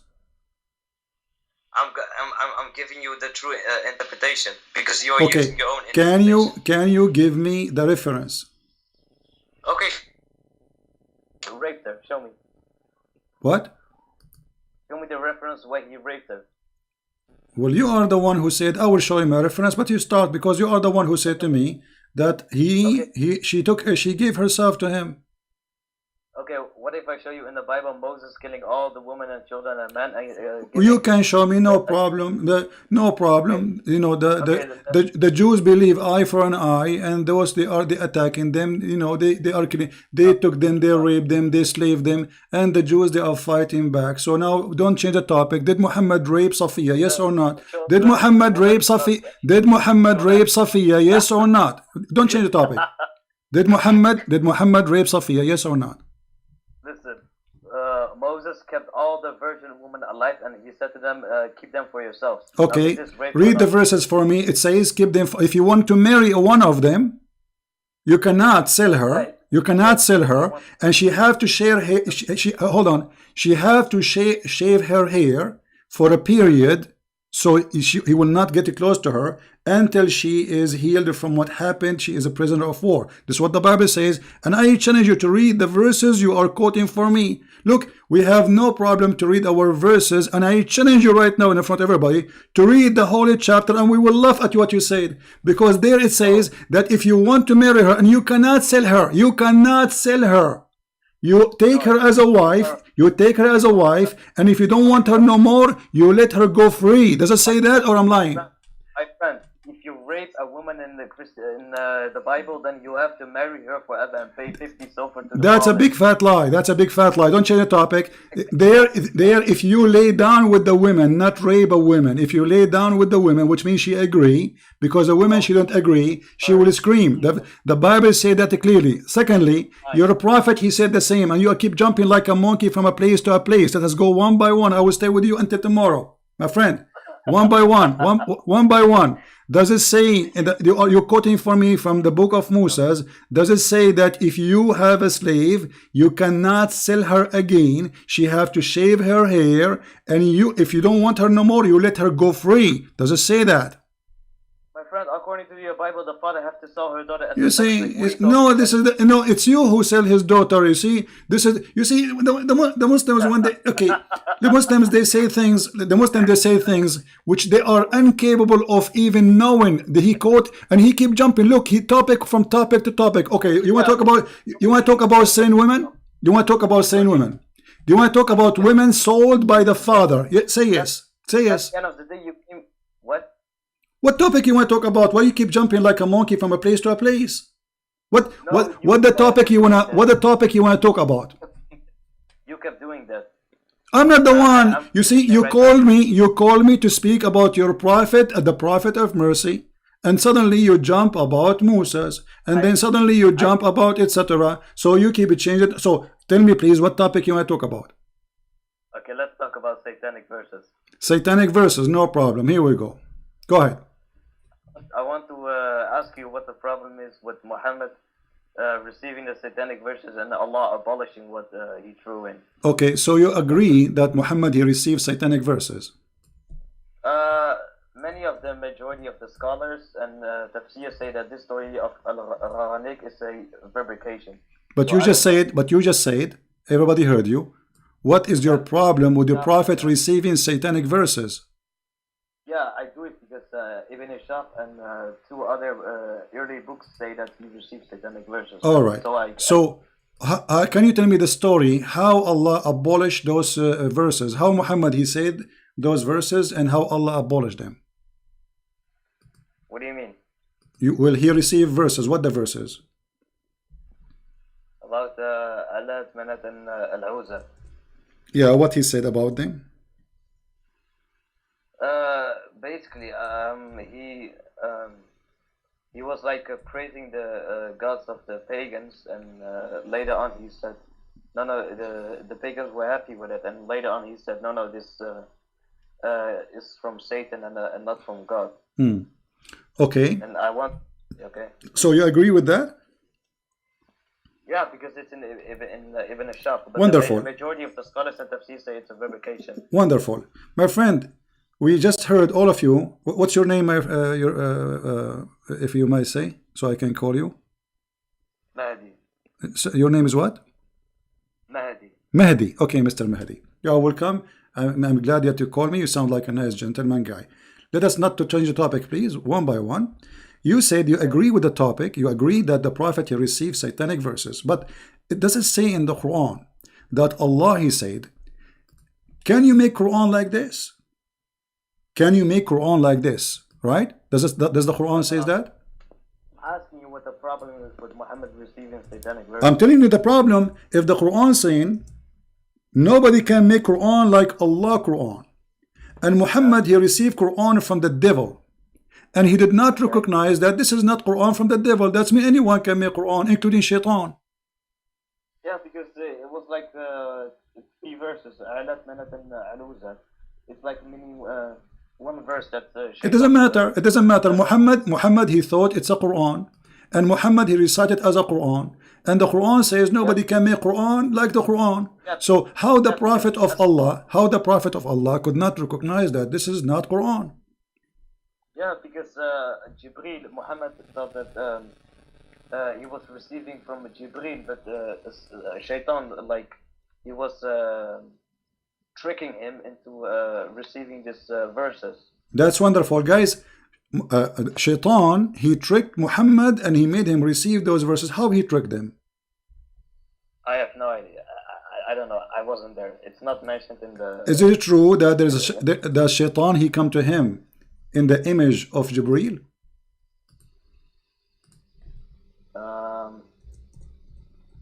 I would like you to show me the source from Ibn Ashaf or any early book. Okay, but you never heard of this story before? Yeah, I did, but maybe it's true. But I just want to hear your problem with the satanic verses, since Allah okay, no problem. Listen, as long you are the one who agreed that Muhammad he received satanic verses, and you heard of the story that Jibril or Shaitan he came in the image of Jibril, right? How and what is our guarantee that not all the Quran is from a guy who came in the image of Jibril and he's Shaitan? What is our guarantee that the verse is saying that Allah will abolish the Quran, which is from Shaitan, is not from Shaitan himself? Because the Quran message of Quran is to worship the God of Abraham, Isaac, and Jacob, the one God. Okay, no problem. But you know, if you worship wrong worship, still you are not following the true God. As an example, you're a prophet, he kissed black stones. You Muslims, you claim that you are not pagans. What is it? Is that from Shaitan or from Allah kissing the black stone? No, he's doing that because it's holy. It's from paradise. It's holy. Where did Allah say to Muhammad, it's holy, kiss it? No. Okay, why he kiss it then? Because it's holy. Why it's holy? Because it's from paradise. Where it says that? It doesn't say that. Where it says that it is holy stone and it is coming from paradise, so we shall kiss it. Where it says that? Did Allah says that to him? No. So who said that to him? No, because in reality it's holy because it's from paradise. Okay. That's the reason it's kissing. So if a stone is coming from paradise, that make it holy.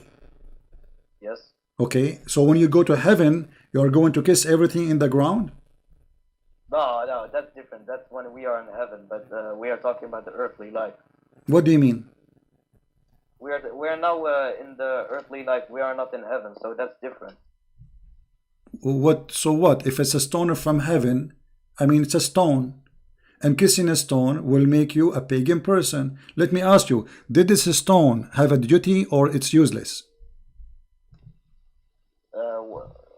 What do you mean?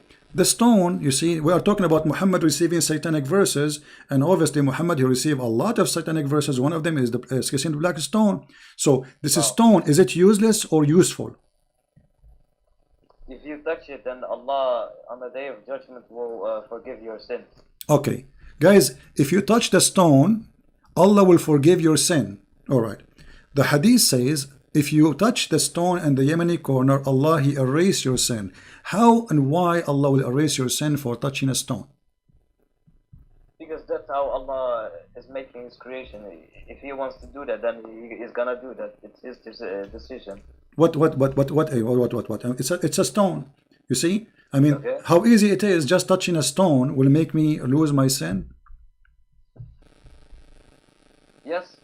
Okay. Why? What is the logic in that? What? Okay. Why if you touch? Explain to me why if you touch the stone is going to erase your sin. What will happen exactly?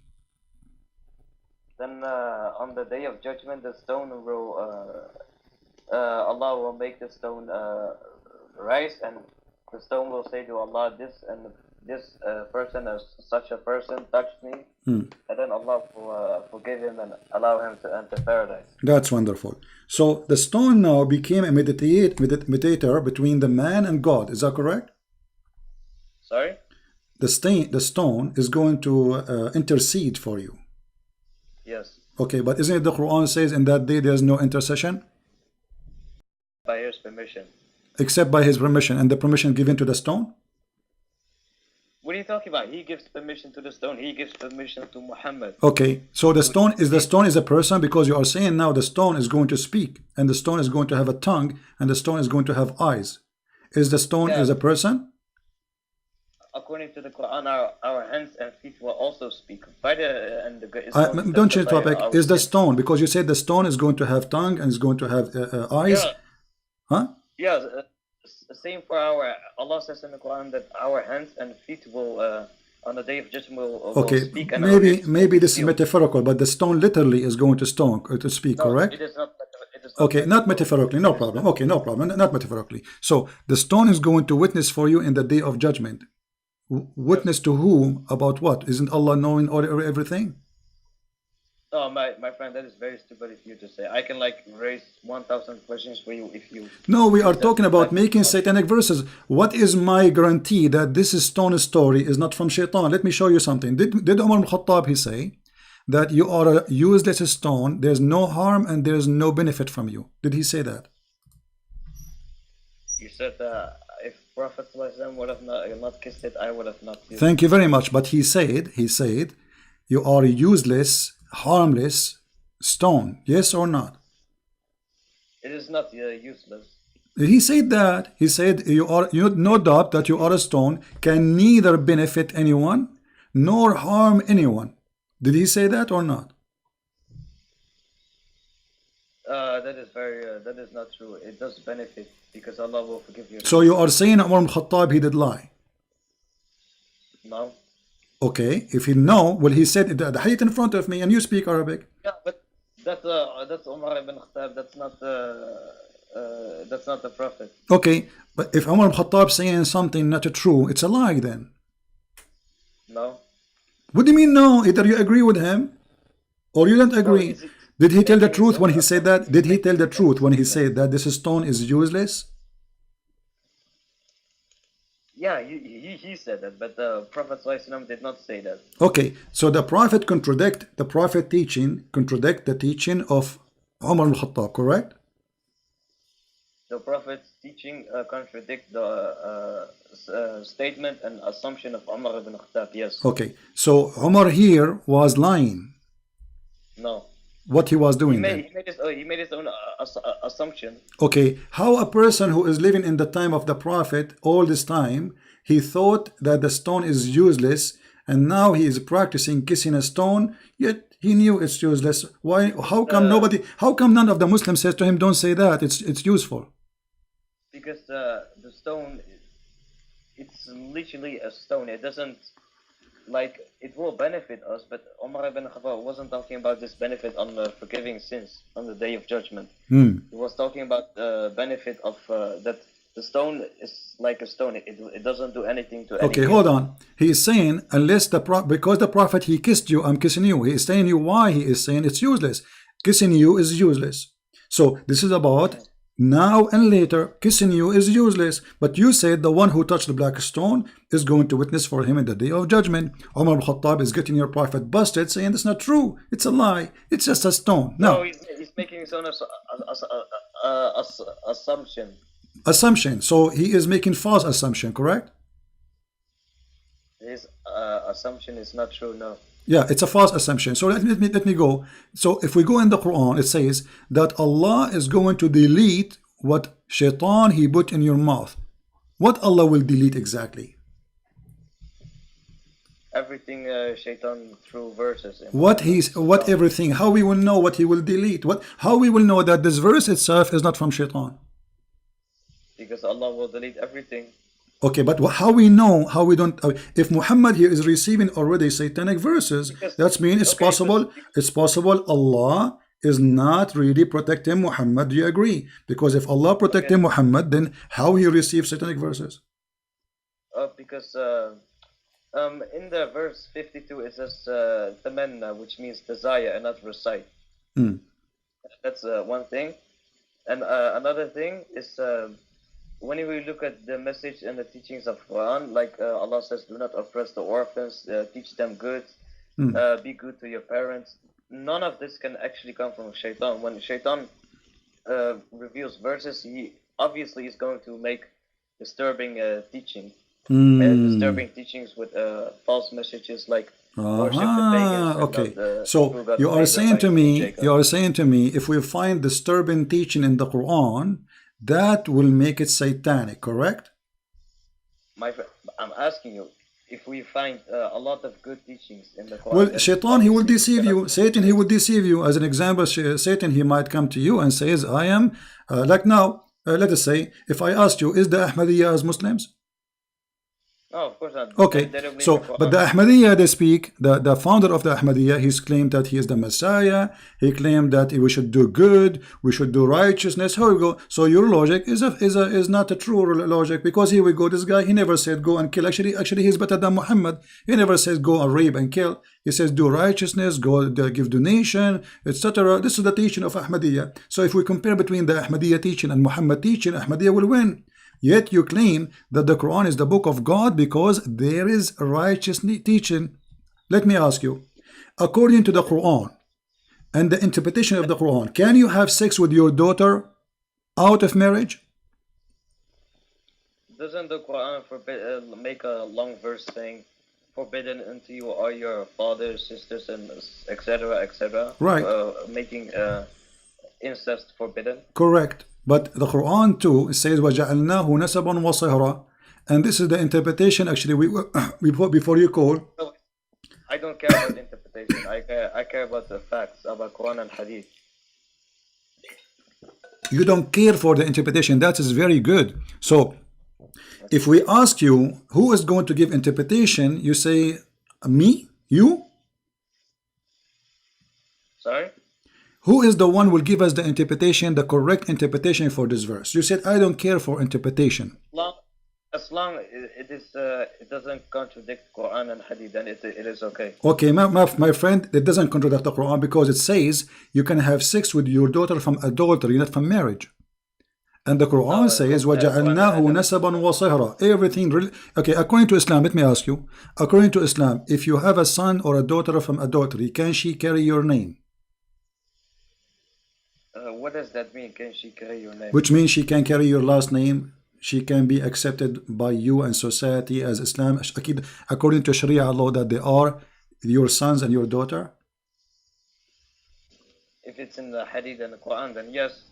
No, according to Islam, and I challenge you, according to Islam, if you have a son from adultery, he cannot be your son. Even your prophet, he said that al-waladu lil-firash waz-zani lil-hajar, which means the one who is the son of adultery, he will be considered the son of the one who owned the bed, not the real father.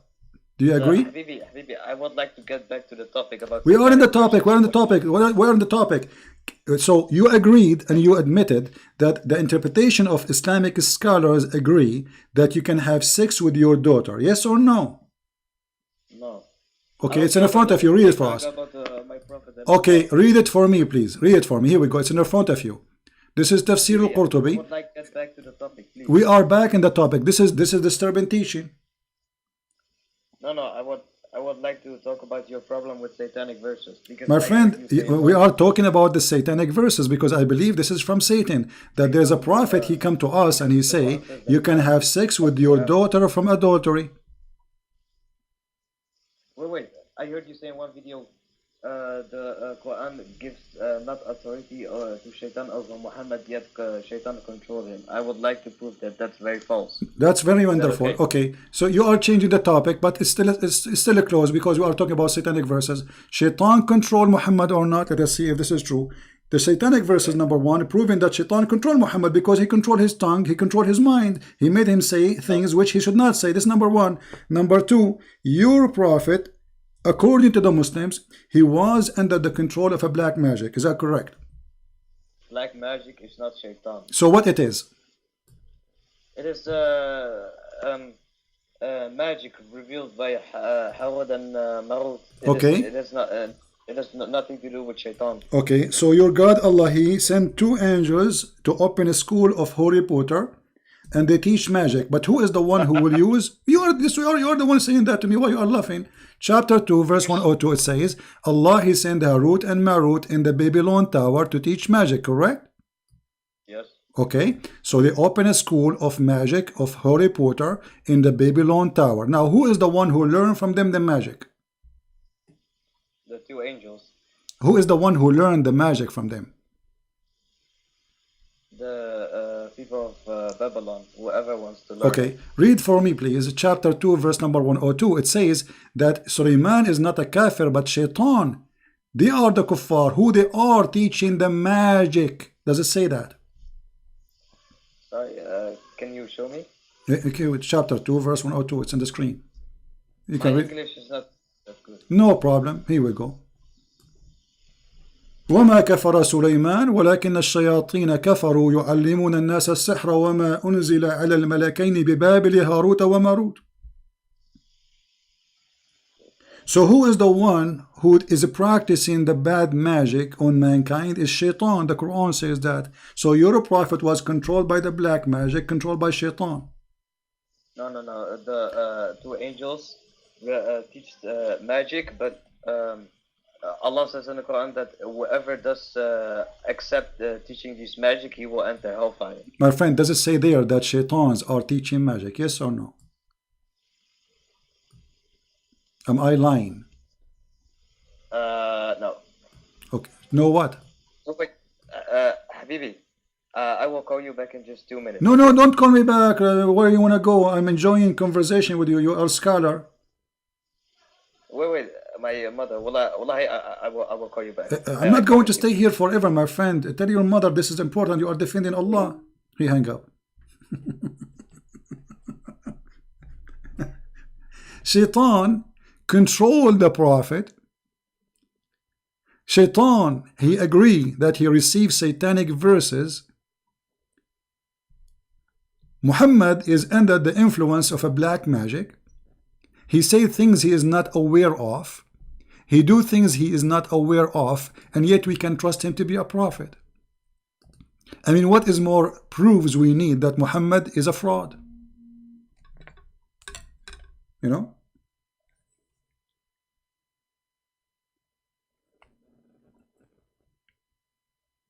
We have a caller. I don't know. This is a different caller. We want to take the same person. We want the same person to call, please.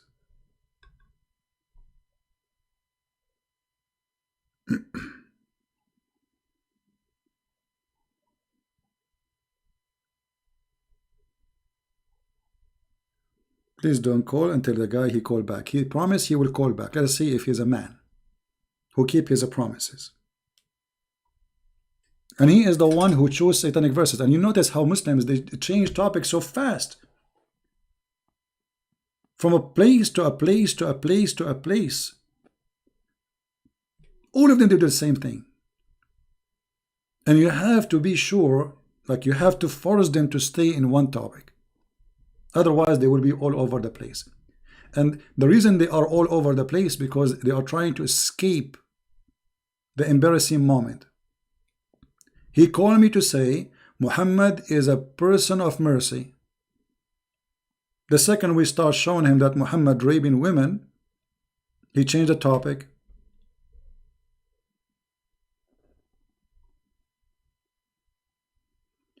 My voice is on and off.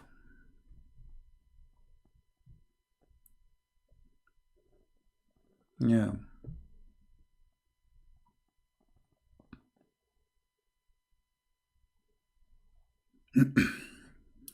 Yeah, I apologize. My voice is on and off because the internet is bad. So you have to be. Here we go. He's calling back. Look like he is keeping his promise. That's good. Hello? Hello? Yes. Yes. Okay. So my friend Mahdi, thank you for calling back first. Now your prophet is under black magic. Black magic is what it is? Is it an evil thing? It is like a handwork of shaitan. Okay, it's a work of shaitan. That's wonderful. So by the work of shaitan, Muhammad was controlled. How shaitan was controlling Muhammad according to you? No, black magic. It was controlled. It was okay, but the black magic. Why is it okay? Is this magic is good or evil? I'm can I explain it? If someone wants to use black magic, he can make the person they will use the black magic on crazy, or they can do whatever they want. They can like divorce his wife. Okay, so you are saying that the one who did the black magic, your prophet, he made him crazy. If someone wants to, yes, but this black magic only lasted for 1 year, according to Ibn. All right. Okay, hold on. So your prophet, according to you, okay, my friend Mahdi, your prophet, he became crazy because of the black magic, and you are the one who said they can make you crazy. So your prophet became crazy because of the black magic. How we can trust a crazy man, as you said, to be a prophet of God? It was only for it lasted only for 1 year, according to Ibn. One year? Okay, 1 year. How many Quran he made when he was crazy? Guys, our friend Mahdi, this is very important, he said, he was crazy, Muhammad was crazy for 1 year only. Okay, how many years Muhammad was a prophet in his lifetime? 23 years. 23 years. So we can say that at least maybe 1% of Muhammad life, he was life as a prophet, he was crazy. So during the 1 year of Muhammad being crazy, according to you, how many chapters Muhammad he made? But he was crazy. When he was under the influence of... Can you speak louder, please? I don't hear you, my friend. Can you speak louder? Can you speak louder? Oh, okay. When Muhammad was under the influence of black magic, Allah subhanahu wa ta'ala revealed 2 surahs. One, I forgot the name of it. One is Surah Al-Falaq, which has 5 verses, and the other surah has 6 verses. Together, them has 11 verses, and Muhammad needed 11 knots because the shaitan, there was 11 knots to break, and each knot to break was to reveal 1 verse. So Allah subhanahu wa ta'ala revealed 2 surahs together with 11 verses. Each verse broke a knot, and when they broke the knot, Muhammad was free from the influence of black magic. So you are saying to me that Allah, he could not free Muhammad from his black magic. It took him 11 months. It took each verse was able enough to break 1 knot. Right. So this is Allah, he sent those verses to get Muhammad out of the black magic. So it took your God Allah 11 months period so he can take Muhammad from the black magic. Don't you think this is a very weak God? It took him 11 months to fight a black magic made by somebody. I mean, what kind of God? He cannot release his prophet from a black magic for 11 months. And you are the one saying it took him to break 2 knots. And what those knots is about? What about? Tell me about the knots. So if I make a knot for you, I can control you? No, but it's pretty hard to explain because it's not explained in the Islamic sources. But basically, when Allah says in the Quran that Muhammad will be tested with a lot of tests, like all tests before Muhammad, all the prophets Allah made before Muhammad, like a lot of examples I can show you. But okay, show me an example of a prophet was controlled by knots. Why are you saying knots? You just say black magic. It's you are saying that, and the Quran saying that. You are the one who mentioned knots. This is in chapter of Al-Falaq, chapter 113. It says, وَمِن شَرِّ النَّفَّاثَاتِ فِي الْعُقَدِ وَمِن شَرِّ فَاسِقٍ إِذَا وَقَبَ. Okay, so how a person can control you by the knots, and Allah took him 11 months to open those knots. Do you think that Allah, he need more training? Do he need to go to Harry Potter school so he can finish it faster? You admitted, and everybody heard you, that the prophet was under the influence of the black magic, which make him crazy, for 11 months. And it took Allah 11 months to take the knots out. Allah's not gonna like Allah's not gonna wish to release Muhammad from the black magic at once. Allah tests the prophet. How that can be testing the prophet if the prophet now is crazy, and that will not make him tested. This is not testing. This is humiliating. What the point of this testing? If you are making things like something I did not choose. Did Muhammad choose black magic? No. So if you force something on me and then you say this is testing, this is crazy. This is not a test. This is kind of illness, right? Because you are controlling me. I have no control of myself. So what kind of God? He allowed the devil or any evil power to control his prophet, who supposedly people will follow him. Now your prophet is a prophet of God, and you Muslims, you follow whatever he do, whatever he say. So you said for 11 months or a year, Muhammad is a crazy man.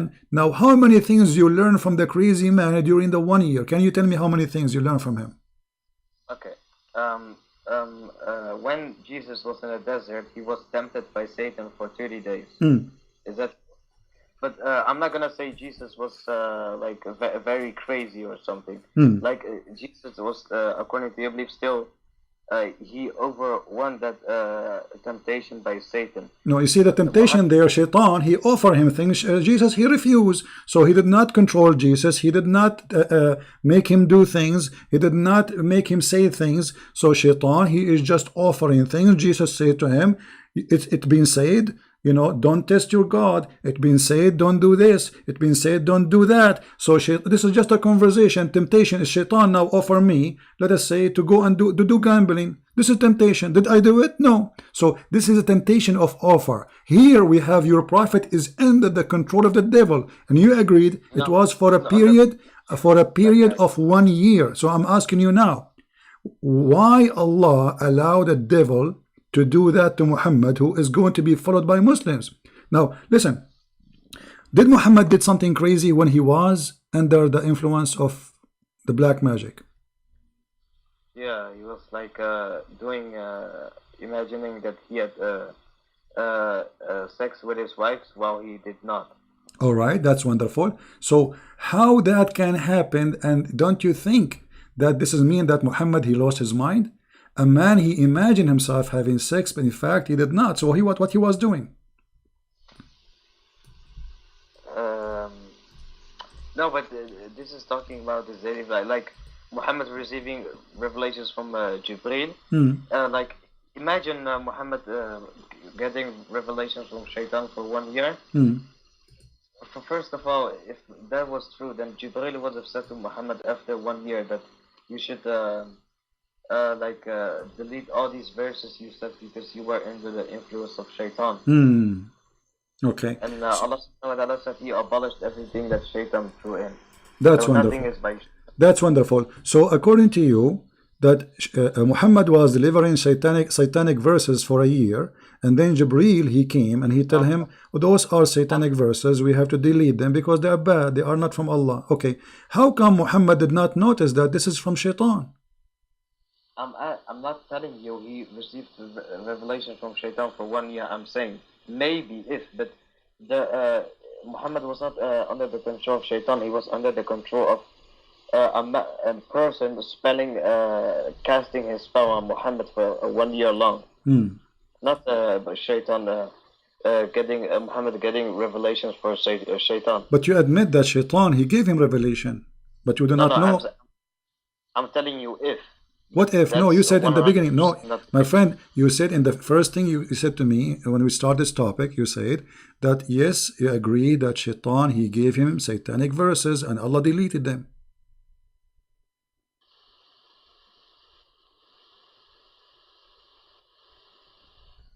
Sorry, your mic is cutting off. What I said, you agreed from the beginning. You said yes, Allah, he gave satanic verses, and Muhammad, he received those satanic verses, and Allah deleted them.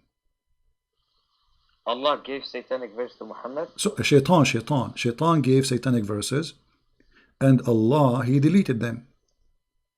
But when we look at the satanic verses, and Ibn Ashaq and the other early sources, it only mentioned the verse of Alat, Manat, and Al-Uzat. It doesn't mention other verses. Imagine Muhammad was, if Muhammad, I think 100% not, got the revelation from Shaitan for 1 year, then it would have also mentioned that in that is wonderful, guys. But you see, The Quran never mentioned that this is about the satanic verses, the one you are talking about. It says Allah will delete whatever shaitan he gave, correct? Yes, but when we go to the not interpretation, but like Ibn Ashaq, Life of Muhammad, all right, it talks about the verse. So you are basing your belief, in Ibn Ishaq or in the Quran? Both. Both. So if Ibn Ishaq he said that he received more satanic verses, then we have to accept that, correct? Can you repeat that? If Ibn Ishaq he said that Muhammad received many satanic verses, then we have to accept that. Ibn Ashaq never said Muhammad. Okay. Well, the Quran said that Muhammad he believed that the sun set in murky water. Why Allah will say such a stupid thing? This must be shaitan. What do you think? Okay. Does the Quran say that the sun sets in the murky water? Yes or no? In the Quran, don't you know? Okay, but first of all, Allah never says in the Quran that the sun sets in a murky water, except when narrating someone's story. Okay, what the story says? It says he found the sun, right? Yes. Yes. Okay, he found the sun where? He traveled and he found the sun setting in the murky water. Then he traveled again. Thank you. And he found So the sun who is the rising. one is talking? Is Allah. If Allah he says he found that, that's mean he is reporting what he found, not opinion of the guy. If I say to you, Mr. Mahdi, he went to Baghdad and he found Baghdad very dusty, or there is a sandstorm. So I am not telling you what he is saying. I'm telling you what he found, which means this is what is true. Yeah, because Al-Baghdad is not in space. That is very stupid example you just gave. What do you mean? Well, what do you mean? Does the hadith confirm the Quran in chapter 18, verse 86? If there's a hadith, you are saying if there's a hadith? Yeah, and I'm asking you, does the hadith confirm chapter 18, verse 86? I don't know. Do you know any hadith confirm it? Anyways, there are two narrations from Abu Dahar, Abu Dahar only. No one narrates this. Aisha, Anas bin Malik, only Abu Dahar, which is suspicious. He says that Muhammad said the sun sets in warm water, Hamia, but in chapter 18, verse 86, it says that it sets in murky water, Hamia. It's the same word. Hamia and Hamia is the same, my friend. Hamia and Hamia is the same. No, they are not the same. No, it's the same. Go and open the dictionary and you will see it's the same. Both is a hot water, and it's a murky. So the hadith, aren't you the one who says, okay, don't you Muslims, you say that if the hadith confirm the Quran, we accept it? Okay, does the hadith say that the sun goes underneath Allah's throne, which is above the seven heavens, but in chapter 18, verse 86 says it sets under the lowest heaven? Isn't that a contradiction? No, hold on. Okay, hold on. Allah, okay, the sun go in the murky water, but where is Allah is located? Sorry? Allah, where is Allah is located? That's not the question. This is the question, because the sun is going under the throne of Allah, correct?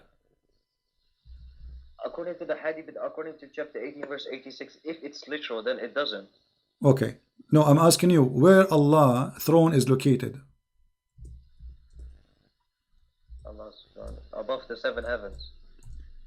Is it located over the water? Yes, but in chapter 18, verse 86 says it sets on the lowest heaven, on earth. If it's literal. No, my friend, okay. I want you to read, okay, my friend. Let us do this. Oh, wait. Do you accept your prophet explanation or you don't accept your prophet explanation? No, my prophet didn't say that. The one who fabricated this hadith, he did not know that Muhammad said that Allah is above the seven heavens. Okay, no problem. Let us see. I'm going to show you a hadith in the screen and you tell me,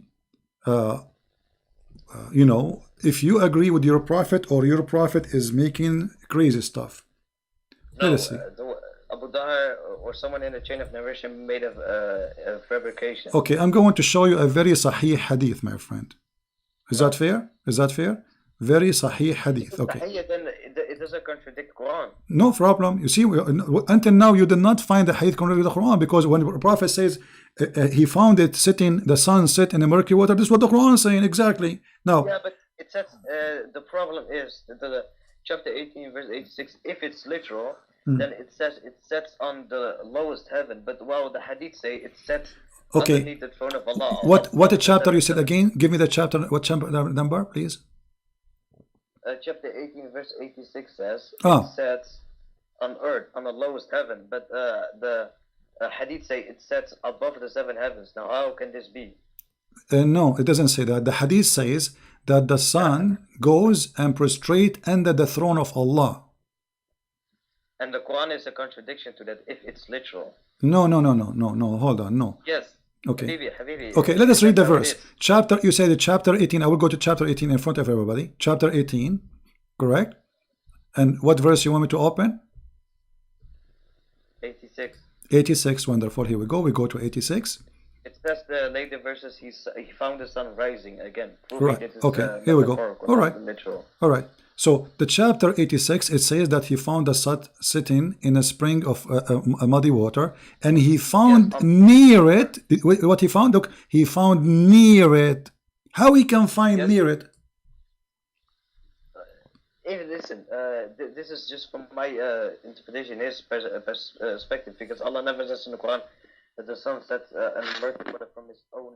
My friend, it says it's Allah is speaking, not the guide. Allah, he said, until he reached the sitting place of the sun. Where is the sitting place of the sun? I do not need to go anywhere. I can right now, as I speak to you, I am next to where the sun set, because sun set everywhere. So it says here that he go in a journey. Allah want to tell us a story about this man. He went in a journey and he followed away, and he keep going until when he reached the sitting place of the sun, and he found it sitting in a spring of a muddy water. So this is a report about a point of arrival. It says the place where the sun set, but this is mean that Allah believe that the sun set in a certain place, not everywhere, because he keep going, and this guy, he spent years in travel. This is not about one day, like from the morning or after. This is years of trip. So he explored the whole world. He arrived where the sun set. He found it sitting in a spring of muddy water. Can you tell me how he saw it in a spring of water? This is not my thing. I'm asking you, does the hadith confirm chapter 18, verse 8? Yes, exactly. Yes, exactly. Here we go. The hadith says that your prophet said that he found it sitting in a murky water. Exactly the same. No, it doesn't say that. Okay, read it for me. Here we go. Why is it on the screen? Here we go. I will put it for you on the screen in a second. Here we go. And this is not a da'if hadith. This is sahih chain hadith. You see it? This is sahih. So I was sitting behind the Messenger of Allah, who was riding a donkey while the sun was setting. He asked, do you know where this set? I replied, Allah and his apostle know best. He said, it's set in a spring of warm water, Hamiyah. Yeah, and chapter 18, verse 86 says dark, like muddy water. How can it's the same. Hamiyah and Hamiyah is the same word, my friend. Hamiyah. No, okay, what Hamiyah mean? Okay, what Hamiyah mean? Hamiyah means boiling water. Correct. And this is a water in the ground, correct? No, it can mean any type of boiling water. So what are you saying, that your prophet saying that the sun was sitting in a dish? Well, I'm asking you, it can be any type of boiling water. It doesn't mean where. My friend, Hamiyah, the Quran have many ways of recitation. Some recitation says Hamiyah, some says Hamiyah is the same word. You can open the dictionary right now. And if we go right now, listen, if we go, okay, listen. So your prophet, he said here, hot boiling water. The Quran, according to you, says boiling and murky. Correct? This is the difference. What is the big deal? He did not mention to you the word murky. He confirmed. Okay, did he confirm? Listen. Did he confirm that it's sitting in a spring of water? Yes or no? He said Quran says dark mud. No, this is not the question. Did he confirm that the sun set in a spring of water? No, it's a spring of dark mud, in the spring of murky. My friend, does your prophet say, did he say in the hadith, he said it's set in a spring of, forget about dark and warm and warm. Did he say a spring of water? Does it set in a spring of water? Yes or no? We should look at what type of water this is. It is No problem, but it's a water. At the end of the day, if it's hot or not, that will not make a difference. If it's muddy or not, will not make a difference. It's a water. So the Quran agree with Muhammad here that the sun set in a spring of water, and he is saying it's boiling.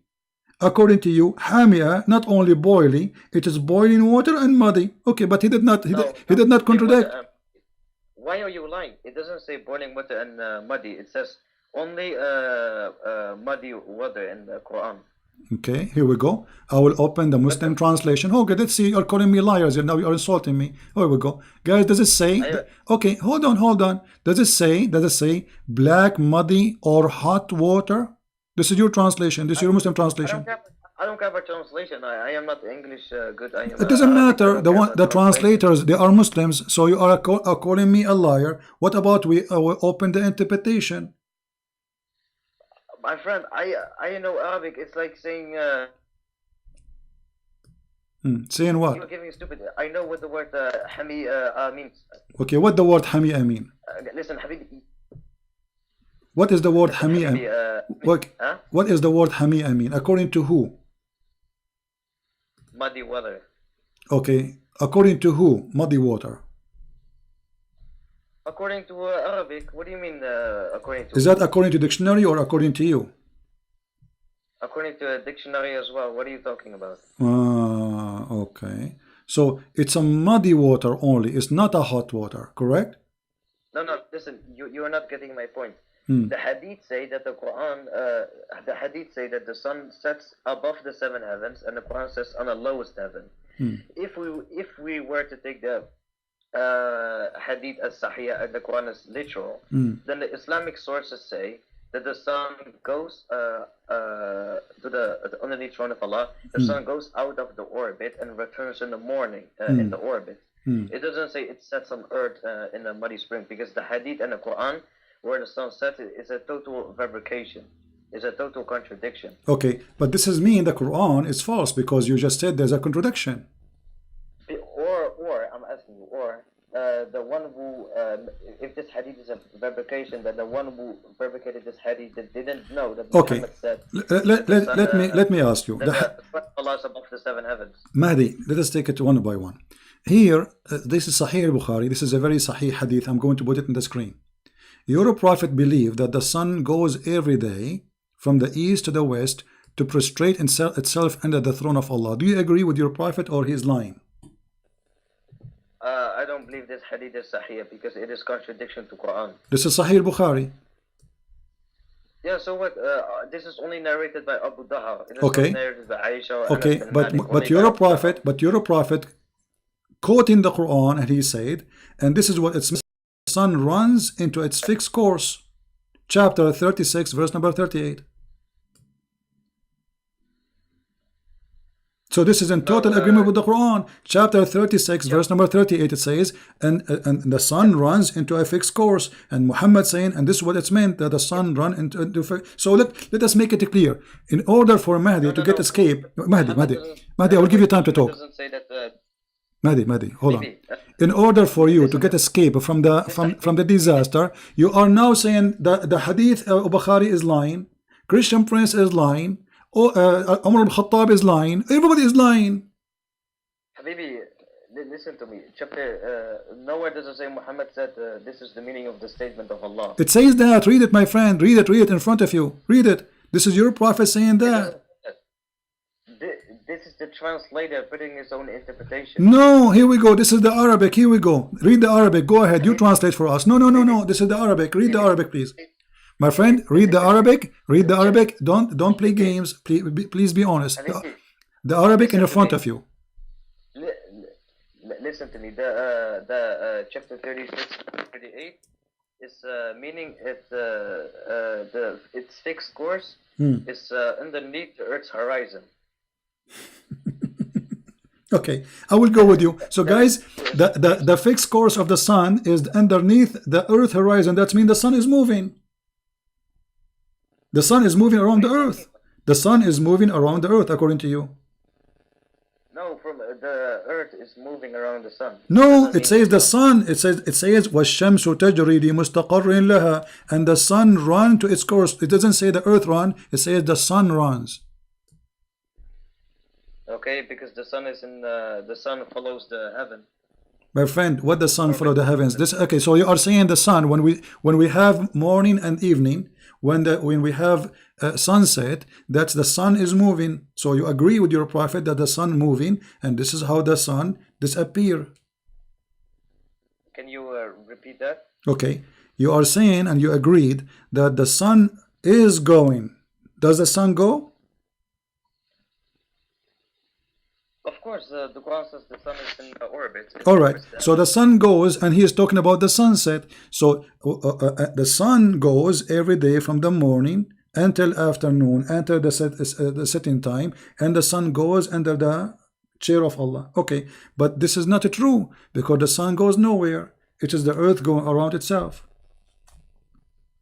Yeah, but I believe this hadith is a total fabrication because it contradicts the Quran in chapter 8. So we can say, me and Mr. Mahdi, I agree with him, that Muslim source is full of lies, and Muslims are not trustworthy, and they lie a lot about their prophet. This is what Mahdi is saying to us. He is saying to us, we Muslims, hold on, you are saying to me, we Muslims, including Al-Bukhari, the most authentic source, we have a lot of lies about the prophet. We lie a lot about him. Don't trust what we say. We are liars. No, I'm not saying that. Would you are saying Umar Khattab is lying. You are saying Al-Bukhari is lying. You are saying your prophet is lying. I'm not saying that. Okay, let me ask you. I will make it simple. You see, you can go around as much as you want. The guy in the same chapter, we are not changing topic. In the same chapter, he keep going. He changed his direction, and then he keep walking until he found where the rising place of the sun. Yes, this proves that it's not literal. What do you mean literal? No, he keep going. This is going. It's a trip. He keep going until he found the rising place of the sun. Where is the rising place of the sun is located? So according to you, the Quran says that the sun goes under the ground, and it travels all the way to the ground, and it's no, I did not say that. I did not say that. The Quran said the sun goes in the murky water. I did not say under the ground. I said in the water. But you just said that hadith say the sun goes underneath the throne of Allah. And the throne of Allah is above the water. Don't you know that? Yes, but chapter 18 verse 86 says on earth. Okay, but is the throne of Allah is on the water, on the earth, or in different place? Where is the water located? It doesn't matter where the water is located. It matters where the sun sets. Okay, no problem. Where is, okay, no, it's matter. The throne of Allah is located where? Is above the water. Where is the water located? It says it sets above the seven heavens. My friend, no, hold on. The throne of Allah is upon the water. Where is the water? Is in heaven or down in earth?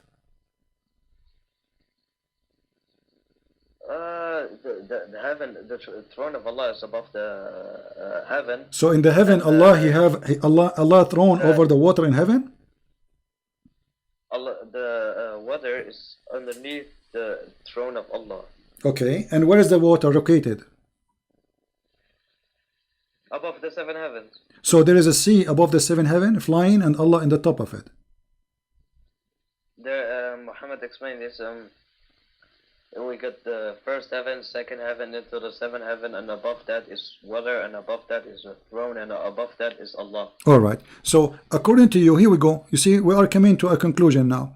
According to you, that the sun is going to a place, and that is a water under the throne of Allah, and it take a bath, and that throne, which is above the water, and but this water is not in the ocean. This is in the sky. This is what you are saying, correct? In the heaven, yes. Okay, so you agreed. So you agreed now finally with the Quran that the sun dip itself in the muddy water. But this muddy water is not in the earth. My friend, you are not getting my point. The Quran makes a total contradiction to what the Hadith says. So what we are getting from you, that you Muslims believe and you agree that you have too many contradiction stories about what your prophet said, correct? Is it? I'm asking you. Is it possible for someone to replicate this hadith, since it's only narrated by Abu Daha, It's only narrated by Abu Dawud. Is it not possible for someone to replicate this hadith? Yeah, but the hadith about your prophet, saying that the son goes every day and take permission from Allah and goes and then come back from the east. This is not a fabricated, because everybody reported. No, not everybody. That is a lie. Well, here we go. I can find you the hadith from many sources. This is Okay. this is written in many places. Okay, you see. From Abu Dawud, from the Sunnah. Okay, listen. Sahih Muslim, At-Tirmidhi, Al-Bukhari, etc. They all report the same story. But if we go right now and we ask you, do Allah even knew what He created first? Yes, of course He does. Okay, what is the first thing Allah He created? You see, remember, we're trying to prove that Muhammad is under the influence of shaitan. If Allah is God and He is talking, He will not contradict Himself, correct? What is the first thing Allah He created? The first thing Allah created. I did not hear you. Then the earth, and then the 6 other heavens. The heaven and the earth, correct? And then the 6 other heavens. All right. So let us go in order. After Allah He created the earth, what happened? What is next? I mean, the earth is created now. And then what is next after He created the earth? Fashioning the one heaven which existed before the heaven into 7 So heavens. He did not finish the earth and He go to heaven? What are you talking? Listen. Which one He finished first? Okay, let me make it simple. Which one Allah He created first? The water, the trees, or the stars? Mahdi, let's make it simple. Which one Allah created first? The water, the trees, or the stars? We're talking about earth and heaven, right? Yes. Which one Allah He created first? The water, the trees, the grass, the substance of the earth, or the stars? I think I got a hadith for that, with Muhammad saying, Allah created the mountains on Sunday and the earth on, meaning the ground on Monday, and then I think he said the trees on Thursday, and then the light on Wednesday. Okay, so the light was created at the end. At the end? Almost, because here we go. This is the hadith you are quoting for me from Sahih Muslim. It says that Allah He created the clay on Saturday, correct? And He created the mountains on Sunday. So do you agree with this? Of course. Okay, and then after He created the trees in the mountains in Sunday, He created the trees in Monday, and then He created the entire labor in Tuesday, created the light in Wednesday, which means after He finished the earth, He went and He created the stars, correct? Let me read this.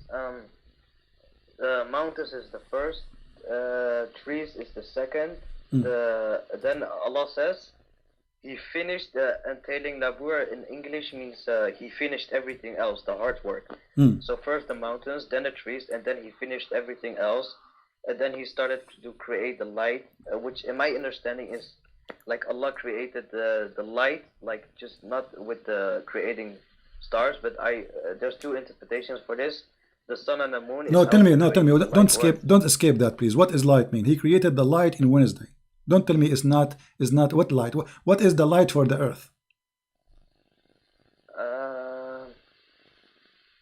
The sun and the moon. Okay, so it is the sun and the moon. Okay, no problem. So Allah, according to you, and you agree with this, that the first thing created is the clay in Saturday, then the mountains, then He created the trees, and after that He created the light and the stars. But that's wonderful.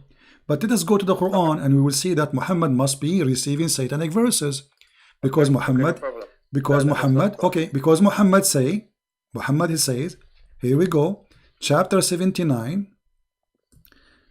verse number 27. You can open the Quran from your side. It says, أَأَنْتُمْ أَشَدُّ خَلْقًا أَمِ السَّمَاءُ بَنَاهَا رَفَعَ سَمْكُهَا وَسَوَّاهَا وَأَغْطَشَ لَيْلَهَا وَأَخْرَجَ ضُحَاهَا. And then read the translation.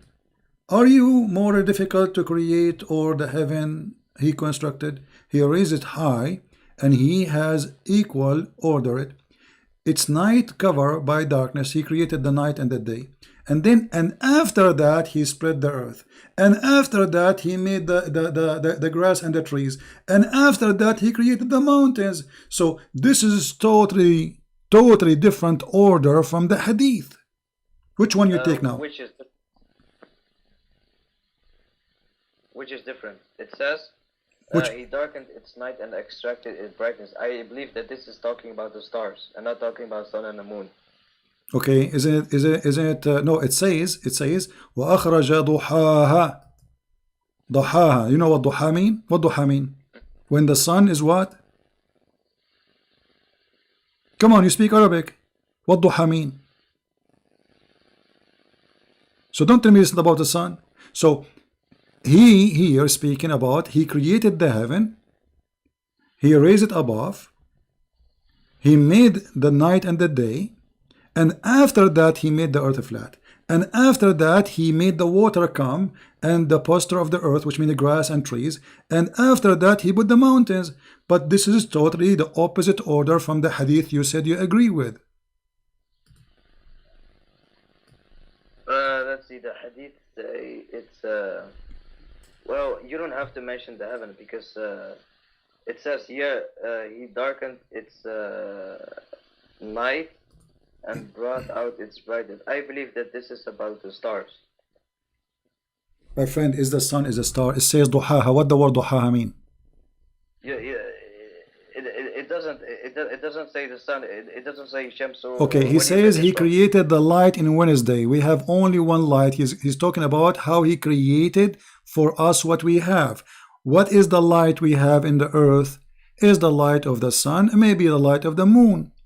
Yeah, but the Quran doesn't say the sun for the light and the sun, the light for the okay, earth. no problem. But when the light is created, you see the Quran says clearly that the first he created it was the heaven, and then after that, after he created the heaven, he lifted up, and then after that he made the day and the night, and after that he made the earth flat. Correct? Made the day and the night. Where do you read that? It says in chapter 79, verse number 30, 29, 28. It's in front of you. 27. And then after that, he put the mountains. So here the mountains is coming at the end. In the hadith, the mountain coming in the beginning. Here the water is coming as... Let me read that.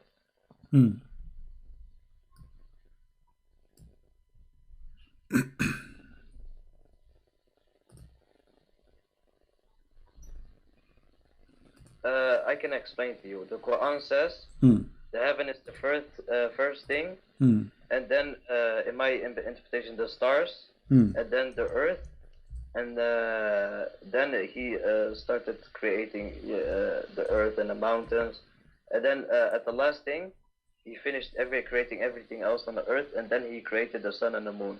Okay, wonderful. So which one do we accept now, the hadith or the Quran? Because I just told you both. You have to listen to what I say. No, I did not listen to what you say. What you are saying to me, it's not the hadith saying, listen carefully. The hadith saying, Allah he created the clay in Saturday. The Quran saying the first Allah he created is the heaven. No. Are you trying to make a contradiction? The reason why the hadith say he created the earth on the which day was it? Saturday. The reason why the hadith mentioned this before it, as example in chapter 41 verse 9 to 12, is because the 6-day creation in Islam is not the heaven and the earth and the sixth heaven. The 6-day creation in Islam is Allah creating the earth first, and then fashioning the heaven which already existed before the earth into 7 heavens. That is the 6-day creation in Islam. So when the hadith mentioned the 4-day creation, like the mountains on Saturday, the mountains on Sunday, earth and Saturday, okay. It mentions the 6-day creation. Mahdi. So we will not be confused. I'm going to type in the screen. I want you to make it clear for me. I'm going to type number 1, Tell me what is number one Allah He created. I will type it in the screen. I will take a snapshot, so later you will not say I said that, you did not say that, or you didn't understand me. So we can be clear about what you say. So I'm going to ask you now, what was number one is created? Number one.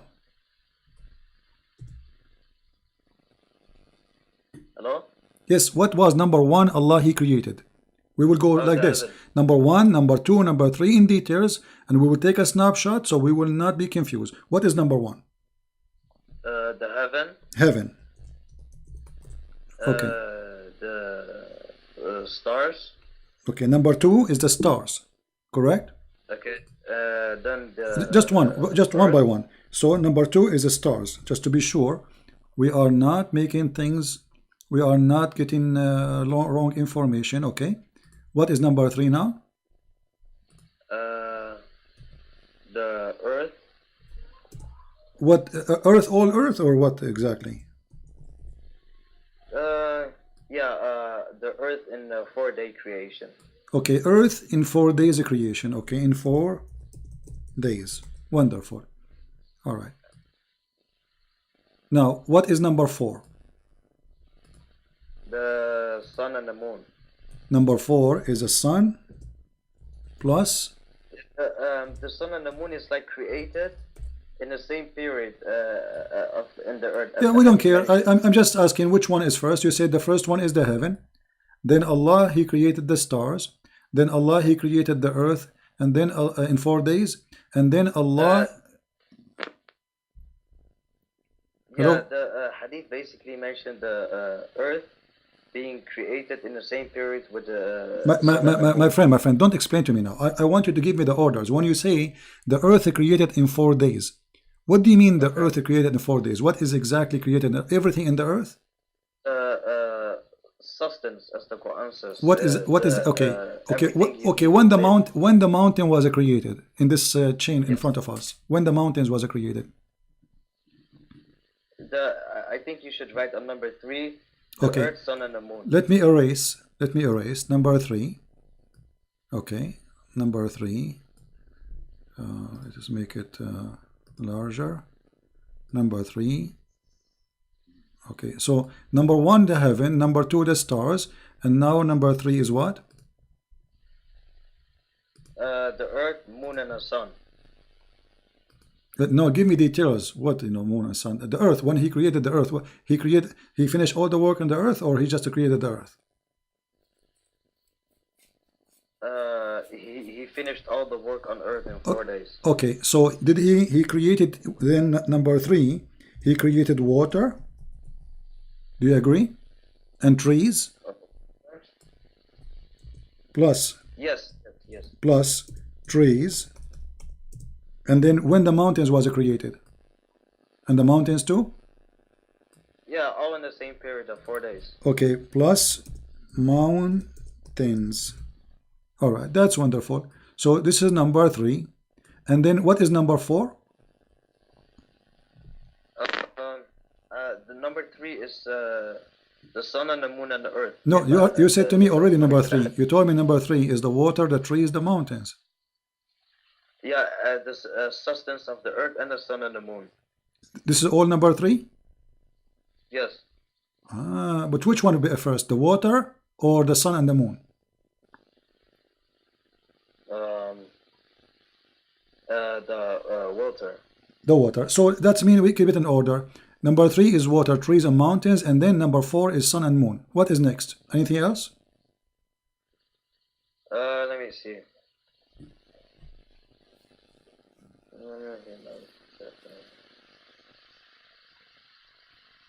And then the 7 heavens. This is number 5, 7 heavens? Yes. But I thought you said number 1 is heaven.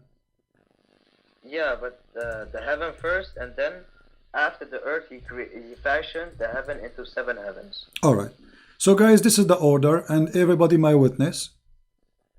Do you have another thought before we go? No. No, you are sure? Yes. Okay, I will take a snapshot. Here we go. And I hope I will not lose my internet. And now we will go to the Quran. In the Quran, my friend, in chapter 41, verse, Yes. we start from the Quran. Let's go there. Yes.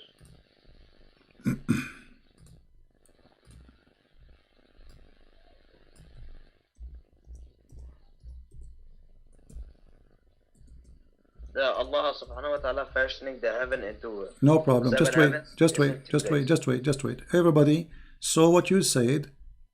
Yeah. Okay. This is the Quran says. أأنتم أشد خلقا أم السماء بناها. Are you more difficult to create or the heaven he constructed? So what is first? The heaven.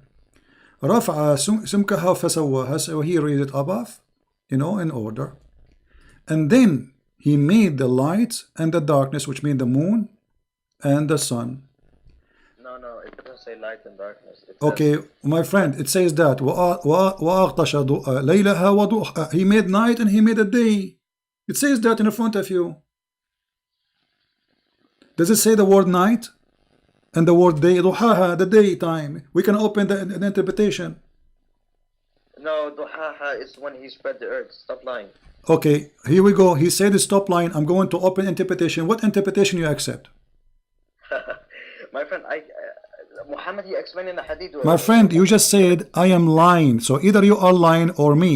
One of us have to get busted immediately. No. Which interpretation you accept to show you that this is about creating the day and the night? I believe myself that this is about creating the My stars. friend, you just said to me, you are lying. You accuse me of lie. This is a shame. Shame on me to lie. So now, if you are sure this is what it's mean, what interpretation you accept? My friend, I don't use interpretation. I use So, Allah and Muhammad. so why you don't accept? And are you saying interpretation they will agree with me and they will not agree with you? What do you mean? The Quran and the Hadith is very clear. My friend, don't tell me what do you mean. Why the Islamic scholars they agree with me, they don't agree with you? What are you talking about? I'm the asking Quran and you, Hadith is does clear. it say that this is mean he created the day and the night? You said no. Because this is what they think. They think so. They are stupid. They are lying. Ibn Kathir is lying. Al-Qurtubi is lying. Al-Jalalain is lying. All of them, they are a bunch of liars, and you are the only one who is saying the truth, correct? No, I'm saying this doesn't specifically have to mean the sun and the moon. Don't tell me don't specifically. Based on what? If we go right now to the dictionary, what the dictionary says about duha? It means spread. This is talking about the earth. Why are you lying? Well, I have all the interpretation in the world in front of me, and all of them they agree with me. This is Tafsir Ibn Kathir, and you speak Arabic. Can you read for me Ibn Kathir? My friend, I don't care about Ibn Kathir. Okay, so Ibn Kathir accused you to be a liar because he agreed with me. Okay, what about Al-Jalalain? They can be wrong, but Okay, so Ibn Kathir is wrong. Okay, Ibn Kathir is wrong. What about Al-Jalalain? He's wrong too. He says, and you can read it, أبرز نور شمسها وأضيف إليها الليل. Does it say that? So Al-Jalalain is a liar too. Okay, what about At-Tabari? why do you have to mention scholars? I just Because you are accusing me of lying. One of us is lying. So the scholars, they are lying too? No, they're not lying. They say what they think. Ah, so why they think they don't speak good Arabic? They are from Afghanistan?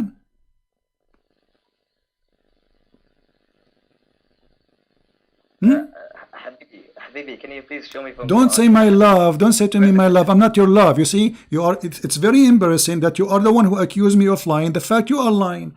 All the scholars agree that this is the day and the night. And look what happened now. Look what happened. Hold on. You are the one who said, and I'm going to put what you said about the order of the creation. And I'm so glad I took a snapshot because you will swallow your tongue in a second. And already you are doing that. You are saying, no, this is not the day and the night. It says the day and the night. Look what you said. You said number 1 is the heaven, number 2 is the stars, right? And then number 3 is the water and the tree and the mountains. Let us read the Quran. It says, وَالْأَرْضُ بَعْدَ ذَلِكَ دَحَاهَا. After he created the sky, he made the light and the night, and the day and the night. And then after that, he made the earth flat. And after that, he made the water come out and the pasture. And after that, he made the mountains. But No, if no, we... wait. It doesn't say after he spread the earth and after that he brought out its It water. says after that. It says وَالْأَرْضُ بَعْدَ ذَلِكَ دَحَاهَا. What بَعْدُ ذَلِكَ mean? My friend, it says after that he spread the earth, but it doesn't say after that he brought out its water and its pasture. It says that. It says that. أَخْرَجَ مِنْهَا مَاءَهَا وَمَرْعَاهَا. It's in front of you. It says that. It says, don't lie. Okay, read the verse for me. Read verse number 31. Habibi. Don't tell me Habibi. Read the verse. Read the verse. What it says. Habibi, you are... Don't Habibi me. Can you tell me what verse number 31 saying, please?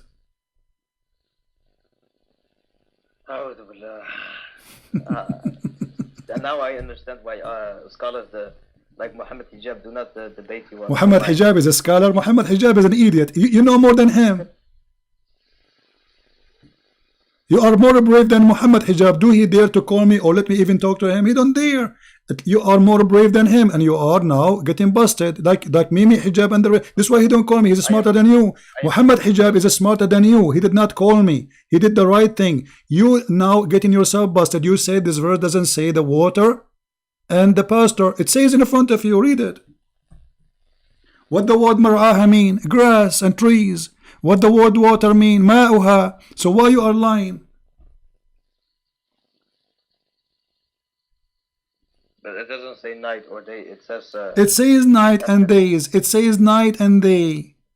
I mean, it says he darkened its night and brought out its brightness. My friend, I showed you all the interpretation. Name one for me. Agree with you. Just one. We have thousands of scholars interpretation for the Quran. Can you find me one agree with you? Just one. Okay. Mimi Hijab, I agree with you. He's a scholar. According to you, Mimi Hijab is a scholar. Mimi Hijab, he don't have a high school in Islam, you idiot. What's wrong with you? Mimi Hijab is a scholar now. Okay, listen. It says there and after. No. Hold on. You said Mimi Hijab is a scholar. What is the education of Mimi Hijab in Islam? Do you have a degree? No. So how he became a scholar for you? So you are saying to me now, Mimi Hijab is smarter than Al-Bukhari, smarter than Ibn Kathir, smarter than Al-Jalalain, and he knew better, and you are following him. So now you are worshipping Mimi Hijab. But here we go. I'm showing you the reference.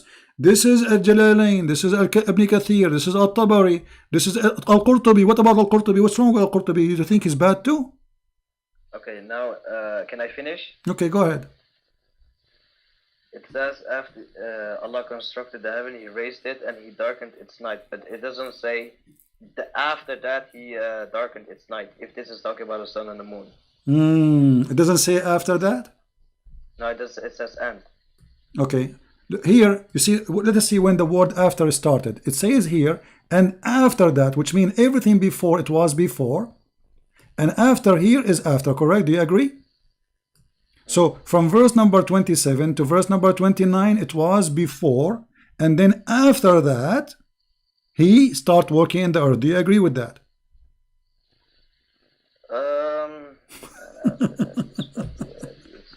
I mean, it's simple. Sorry? It's very simple. Does it say in verse number 30, and after that, which means whatever before happened, it was before. Yeah, but it says after that he spread the earth. It doesn't say after what? After that what? After what? After that what? I'm saying it says on the chapter 30, in verse 30, it says after that. But after that, on the next verse, it doesn't say after that. It just says and. No, he continue. It says and after that, and he continue after that. After all of this, after he made the sky, after he lifted us up the sky, after he made the day and the night. And after that, he made the earth flat, because the ha mean earth flat. And after that, he made the earth, he brought the water and the substance. And after that, he made the mountains. So the last thing he created. Your mic is cutting off. Huh? Your mic is cutting off. Can you please? I'm saying the Quran make it clear that first Allah he created the sky. He made the day. He left the sky up. He made the day and the night. And after that, he made the earth flat. So after the word after that, anything after, and it says and. So he continued about after that. And he brought water and pasture for the earth, which means grass and trees. And mountains. This is all belong to after that. You don't need to repeat after many times. So, and after that he did the following. So the last thing in the chapter number 79 Allah created was the mountains. Do you agree? The last thing he created was the mountains? Yeah. That is a big fat lie. What are you talking about? It's in front of you. No, it doesn't say then he created the mountains and that was done. Creation. Okay. Done. The verse here, does the chapter speak about the creation of the whole universe? Yes. So here it says, Allah, he created the heaven, verse number 27, and then he left it up, and then he made the day and the night, and after that he made the earth flat, and after that he made the water and the grass and the trees, and after that the mountains. So what is the last thing was? Maybe it doesn't say he created. First of all, it doesn't say he created. Like when we go to chapter 41, verse 9 to 12, it says it mentions the whole 6-day creation as mentioned in the hadith. Which day was created at first. Then we get a detailed explanation of order creation. So the first was the. My friend, why you are changing the topic? Does it say that the last thing he mentioned here, it is the mountains? Yes or no? Yeah, because it is not mentioning the 6-day creation. That is why. Okay, but he is giving you now in details. Who care about the 6 days of creation? No. Okay. He's not giving. Okay, let me ask you. What he's doing. Allah, he finished the earth first, or he finished the sky first? The one heaven. Okay, chapter 2, verse number 29, it says, Allah, he created everything in earth first, and then he went to the sky, and he finished the sky. So which one of you is lying? It doesn't say that. It says that. He created you. Listen, Habibi, listen to me so I can explain. Okay, go ahead. It says he created the earth, and then he went to heaven. Okay, so and what he did? He said he created everything in earth, correct? Everything. Does it say that? Yes, of course it says that. Okay, so let us make it clear, guys. It says that. Take note. He agreed finally. It is he who created everything in the earth, and then he went to the sky, correct? Yeah. Okay. He went to the heaven, so the heaven was already created. No problem. But what he did, but the heaven was not finished, correct? No, it was finished. He fashioned the heaven into 7 heavens, so he made other 6 That means it's not finished. That means it's not finished. So he made them after that. He made them 7 heavens. So the earth is done totally, and the last thing is finished. He went to the heaven, and the heaven he made them 7 skies. Do you agree? First was the heaven, then the earth, and then the 6 other heavens. Where's the scientific mistake? Okay. So now let us see. According to you, Allah created the heaven first, then he finished all the earth, then he went back to the heaven and he finished the heaven, correct? Then he made other 6 heavens. Okay, that's wonderful. If we go in the, hold on, because people will laugh in a second.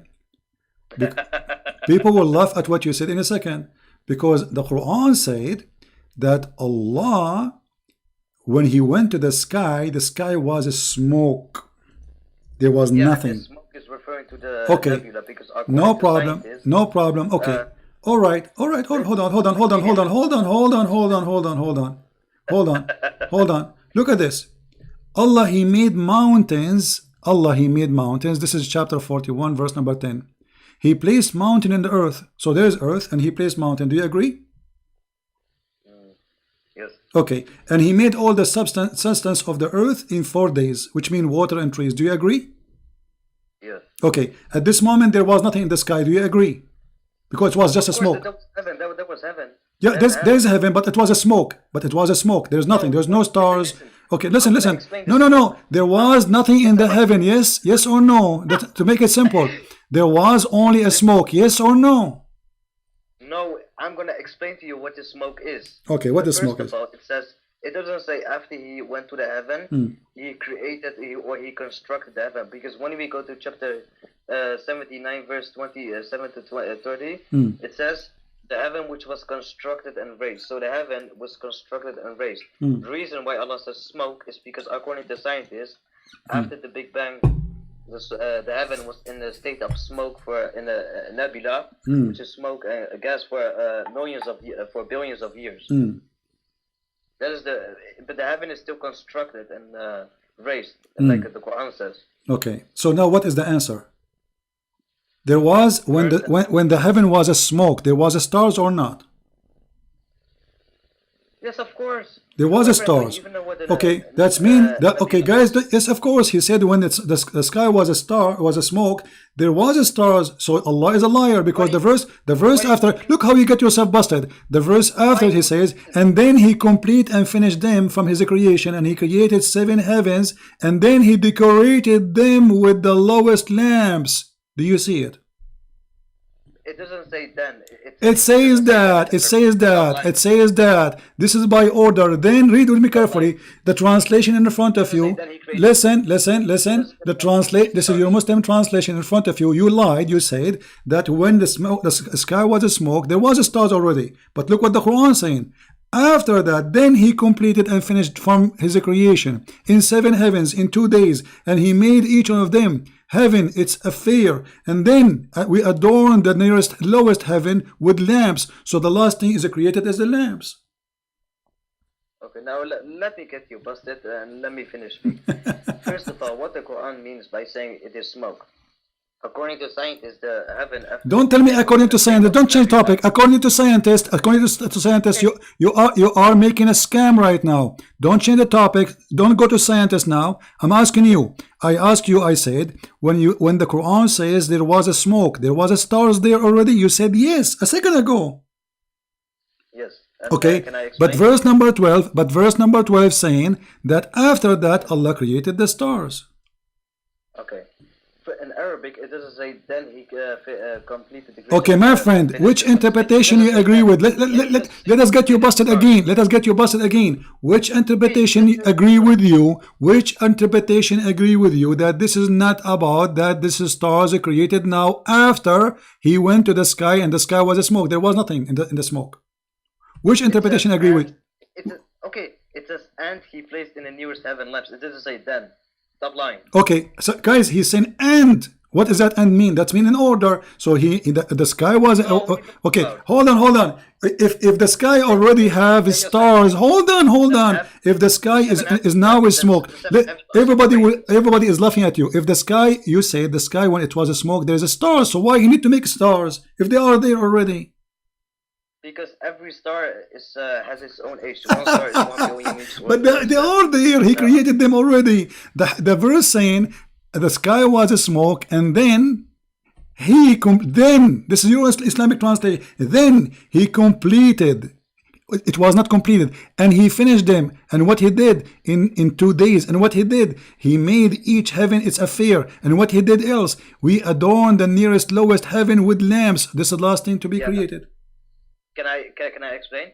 You did already. Let me explain, Habibi. Calm down. Let me explain. Let me explain. It says then he finished the 7 heavens in 2 days, and he made the heaven. He placed in the nearest heaven stars. They are separated. Completing the 7 heavens in 2 days and the stars. They are separated. I can prove that easily from Quran because chapter 2 verse 29 says he created everything on earth and then he finished. Then he rose to the heaven and created the heaven in 2 days. It doesn't say and the stars. Okay. They are separated. He created okay, no problem. No, who said we are saying separated? We are saying that they are done in order. They are not separated. He is working now in the sky. He is working now. Okay, let me ask you. Why the Muslim translator he said then he completed? Why he's saying then? He's lying? Because it says in Arabic and it says in Arabic. Okay. Okay, so what thumma mean? What thumma mean in Arabic? It says it means after that. Okay, no, what thumma mean? What thumma? No, don't tell me. Tell me what the word thumma, how we use the word thumma in Arabic. It's talking about the heaven and not the stars. This is another question. Yes, no problem. The heaven was a smoke. I asked you, when the sky was a smoke, there was stars there? You said yes. Because the smoke thing is still means the heaven is constructed and built, as mentioned in the Quran. Okay. The reason why Allah said smoke is because after the Big Bang, the heaven was in a state of smoke for billions of years. So my friend. First of all, you know, you're trying to. We are going to talk about the Big Bang after we finish with this. Let us focus in this, because the Big Bang will make everybody laugh at Allah, because Allah, He says the earth and the heaven, they were one piece and He split them, so there was earth and there was heaven. And you are the one who quote for me the hadith that Allah created first Saturday the clay. What Big Bang? The Big Bang believe the Big Bang believe. Listen. The Big Bang believe that lights was created after the clay in Saturday. And then He created the mountains in Sunday, and He created the trees in Monday. I mean, what are you? This is a Big Bang. What's wrong with the Muslims? So look how foolish what you are saying to me. You are saying you believe in the Big Bang, which believe in many millions of years, while your prophet talking about Saturday and Sunday and Monday and Tuesday and Friday. And by the way, the hadith make. And by the way, how many days the Quran says that Allah created the earth and the heaven? 6 days or 7 days? 6. So why the hadith saying 7? It doesn't say that. Wallahi, it doesn't say okay, read it. Let us count together. Let us count together. Okay. Let us count together. Saturday. This is Saturday. You see the hadith, right? Yes. Okay, Saturday. Yes. And then Sunday, this is 2. Yes. Let me put numbers so we will not forget. Okay, let me put numbers. Hold on. Okay, this is number 1. Saturday is number 1. All right. Let us make it red, because most of Muslims, they have a blind vision. They see only the moon split, but nobody see it except them. Okay, this is number 1. And then Sunday, this is number 2. Correct? Yes. All right. Now we have Monday, number 3. Now we have Tuesday, number 4.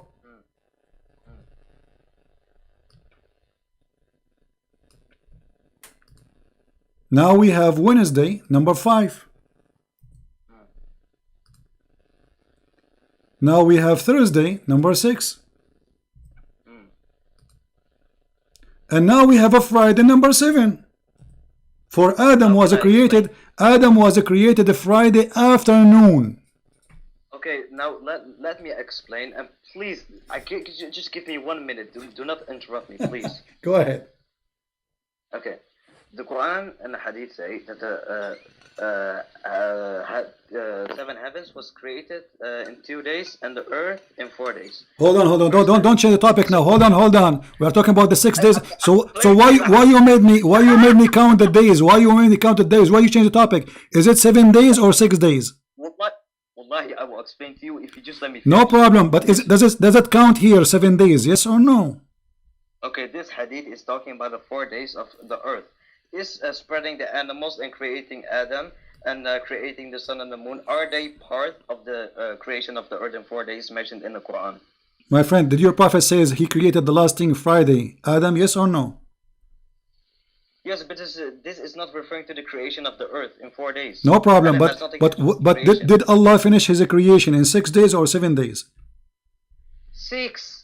Okay, but here it says that Allah is still working in Friday, and He created the Mr. Big Bang. You said to me Big Bang, right? It says a Friday afternoon and night. Okay, let me explain. Here, the hadith talks about creating the earth in 4 days. It says he created the earth on Saturday and created the mountains on Sunday and created the trees on Monday, and He created everything else on Tuesday. So these are 4 days. Creating the earth, creating the sun and the moon on Wednesday. This is not part of the earth, and causing animals to spread is not part of the earth. And Adam is also not part of the earth. So what are you talking about? But Adam is not part of the earth. He is part of the heaven and the sky. My friend, causing animals to spread is also not part of the creation. The sun and moon. Really? So who is the one who created? So did He create the? When you say the spread, does that mean He created the animals, or He did not create the animals? It doesn't matter. Do not change. No, it matters. It's a creation. So you are lying again. So Allah here Muhammad aka Allah, he is saying it is 7 days. And by the way, you said to me the Big Bang. Does the Big Bang believe in the Friday afternoon? The scientists, they say that there is Saturday and Sunday and Monday, and Adam was created on Friday afternoon. That's what the Big Bang people say. Listen, the Quran says that the earth is created in 4 days. Yes, is causing animals to spread in the sun. Okay, hold on. The Quran doesn't. The Quran doesn't say that. The Quran says that Allah created the earth in 2 days. No, listen. Let me get you busted. The Quran says Allah created the earth in 2 days, and then He created whatever in the top of the earth in 4 days. Yes or no? This is referring to the 4 days in one period at the same time. How you know that? If it is the same time, why He is dividing it? Listen, because the hadith confirms. Okay, no problem. You know what? I will go with you. I'm trying to get away. Let us make it simple. Which one Allah created first, the trees or the stars? Give me an answer, final answer. Trees or stars?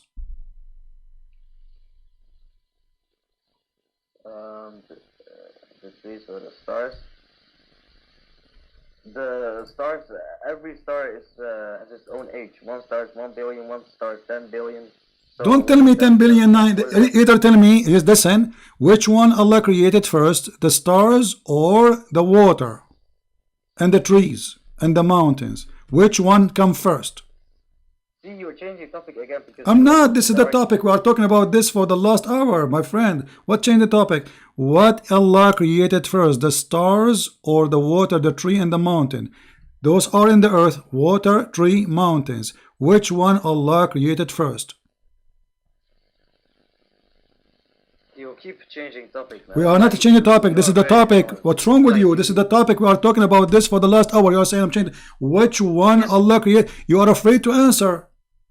No, I'm not afraid. Okay, give me the answer then. You are a Muslim. You are a Muhammadan who worship Muhammad, who kiss a black stone, who go around the stone. Can you tell me please which one Allah created first? The stars or the water and the tree and the mountains? Please.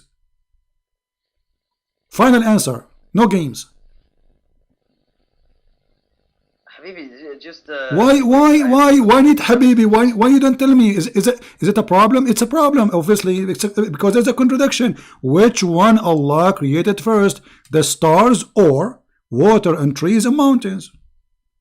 Let me read the sources first. No, don't tell me. We are reading this for the last hour and you are playing games. I want a final answer. You are playing games. Which one Allah created first, stars or water, trees and mountains?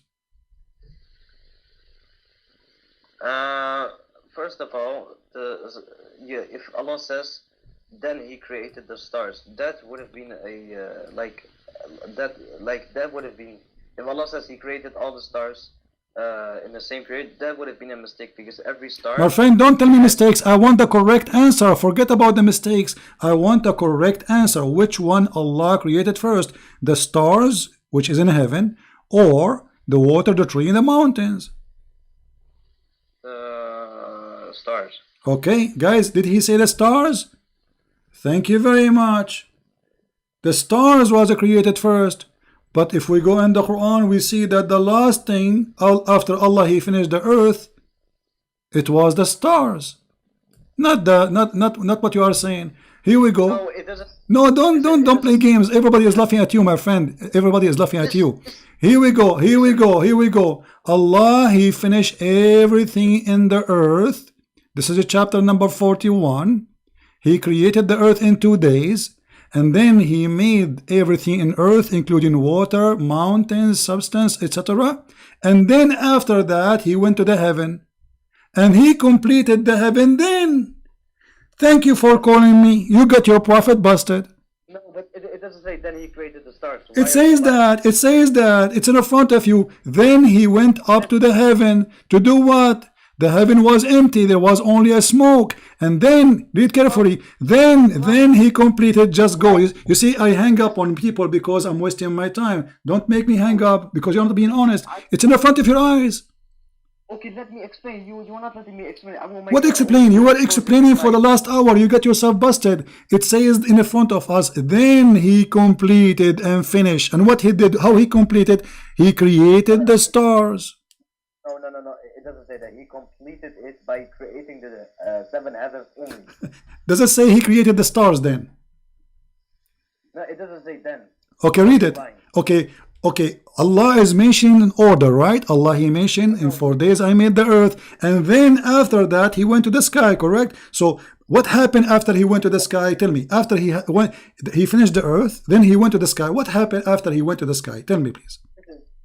The reason why Allah doesn't say then He created the stars is because Allah is aware of the stars. Every star has its own age. So this is not the stupid. This is not. Don't play games. I'm asking you. After Allah, He finished the earth. He went to the sky. What He did exactly?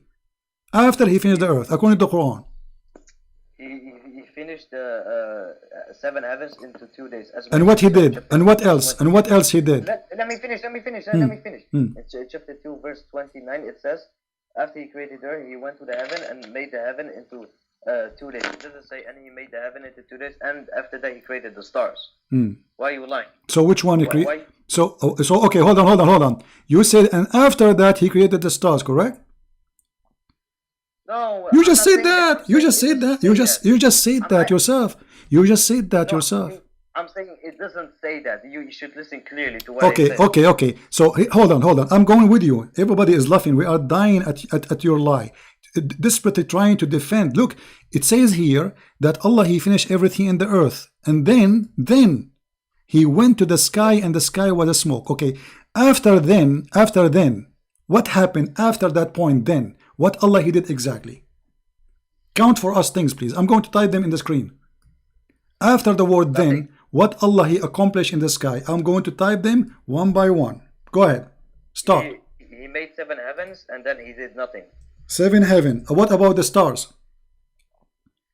My friend, every star has its own age. What are you talking about? This is not the question. What age? Listen. What He did after He made the 7 heavens? What He did? Nothing. But the verse saying He created the stars. No, yeah, but it doesn't say then He created the stars. The reason why Allah says and He created stars is because Allah is. Filthy liar. Don't call me again. You see? I gave you more than 2 hours from my life, you liar. And when I say what interpretation you like me to read, they agree with me you don't want interpretation. For you are a fraud like your prophet. No wonder you like Mimi hijab.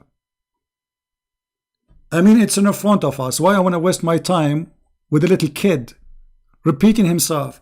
It says then He completed, which means the sky is not completed. And what is not complete about it? He created the stars. Very simple. This is a total clear contradiction in the stupid book of Allah. Muhammad is the messenger of the devil, and he agreed that he received. This is what we get from this guy. I want everybody to download this video. I challenge this Abdul to download this video and give it to Fifi Farid and post it in your YouTube so people will laugh. It's so clear in front of you. One Quran saying Allah He finished the earth first, and then at the end He created whatever in the stars. You want to say to me the heaven is in the sky? The heaven was created already, no problem. But which one Allah created at the end? One chapter saying something, the other chapter saying something. There's the way God He will say that. God do not remember which one He finished at the end, which one He created in the beginning. Why? He is suffering from Alzheimer. He don't remember. Look at the order. Chapter 79 says Allah He created the sky. Then Allah He raised the sky. Then Allah, the liar, he said here, this is not the day and night. We open every interpretation. They say it's the day and the night. It's even, they says in Arabic, Laylaha wa akhraja duhaha, and here it's day. And after that, so when the earth He start working in it, after He made the day and the night, after, which means after the stars is created. But here, after that, He start working the earth. After that, He created the water. After that, He put the mountains. In chapter 41, the order is totally the opposite.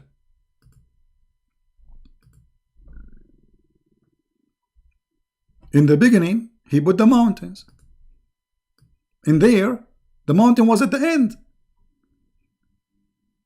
He made water, mountains, everything in the earth in 4 days. Then he went to the sky, and the sky was a smoke. We said to him, when the sky was a smoke, there was a stars. The liar, he said yes. But the verse says, then he completed and finished them. He's a creation, so he's a creating still. What he is doing? He created them 7 heavens in 2 days, and he made in each heaven, you see, he have to create the heaven first in order to make what is inside it. So now, and then he created them 7 heavens. Before that, he cannot create what is inside unless you create what is outside, which is the heaven. So now he created 7 heavens, and then inside those heavens, he created the lamps. And the liar, he says no. Say hello to Mimi Hijab and don't forget to give him my video.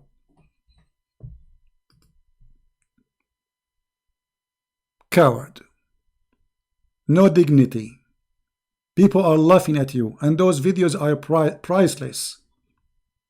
And Big Bang, a Muslim, he believes in the Big Bang. Muhammad, he says Saturday he created the clay. This is Big Bang. The light was created in Wednesday. This is Big Bang. The Big Bang is you. The big scam, the big fraud. This is the Big Bang you have. It's a Big Bang in your head.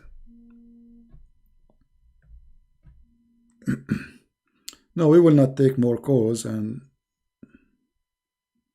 that's enough for today. I lost my voice. I apologize.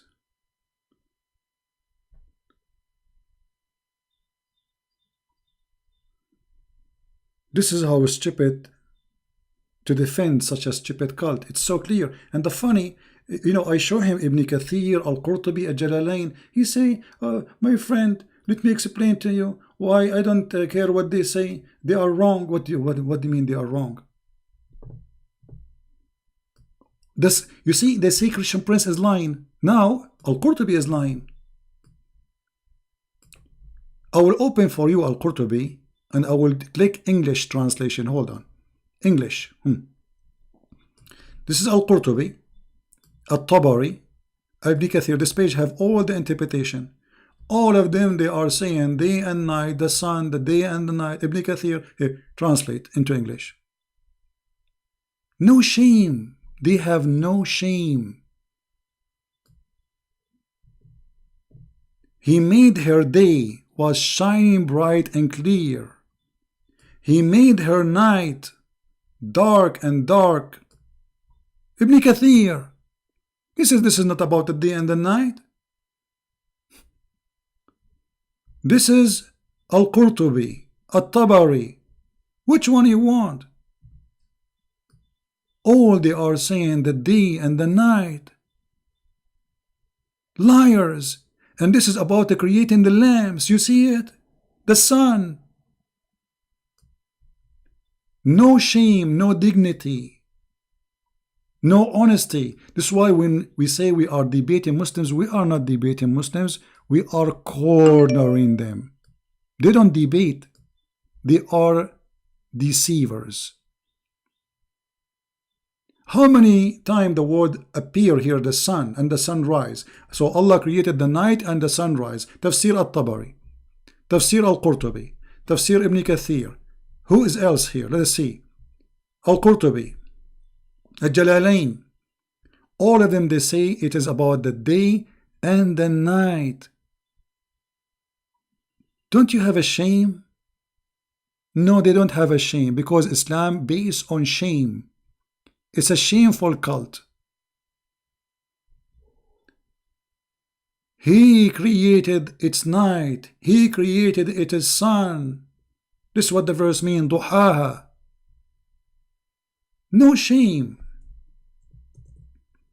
And the poor me is spending the time trying to, like, say to myself, maybe this guy, he do not know what he's talking about. Have patience. No, he speak Arabic. See, he created and he covered her night, sunlight, and add the night because it's shade, and the sun because it's her lamp. At-Tabari, Ibn Kathir, Al-Jalalain, all of them, they are lying like Christian Prince, brother. Christian Prince is lying to us. You see this, how many times the sun appear in the interpretation? And the potato, he's saying to me, it doesn't say, this is not about the sun. Every single scholar agree with me.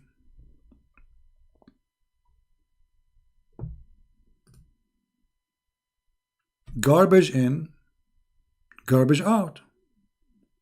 Don't forget to say hello to Mimi. And by the way, in the Bible it says you can sell your daughter. My friend, you're a prophet. He sent his daughter so somebody will check her legs. You know what I'm talking about, right? This is what Muhammad he do with his kids. The Quran says, if this is a book not from Allah, which means not from God, you will find in it a lot of contradiction. And what more contradiction than this? A God, you don't remember which one he created first.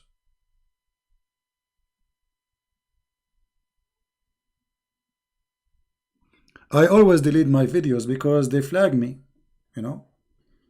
And people, they download the video. Search the same title, you will find it. I don't delete my videos until people download them. My videos are over. Nobody can delete them. So don't complain.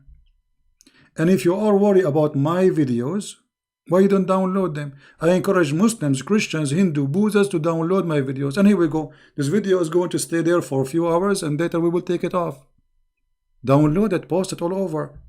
I challenge this Mimi and Susu and Fifi to put this video in their channel.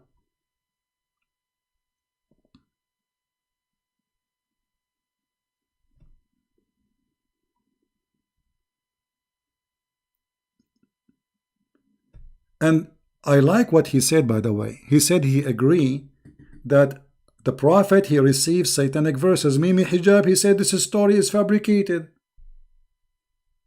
Fifi Farid, he said this story is fabricated. This guy, he agreed with it.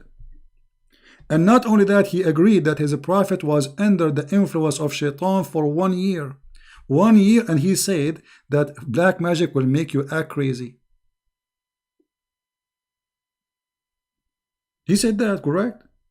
So this call was maybe later I will unblock him because I'm done with this kid. I'm lost my patience, man. I'm repeating myself for the last 2 hours. And then when we say, okay, which one created first? Just tell us, man. He will not. They play games. Even the hadith, which he is the one who quote for me. Imagine, he is the one who chose this hadith, not me. He is the one who said that Allah, he created the mud in Saturday. It was his choice. And the light in Wednesday. And he said, this is not the sun. So what it is? There's only one light. Yes. For what? For the earth.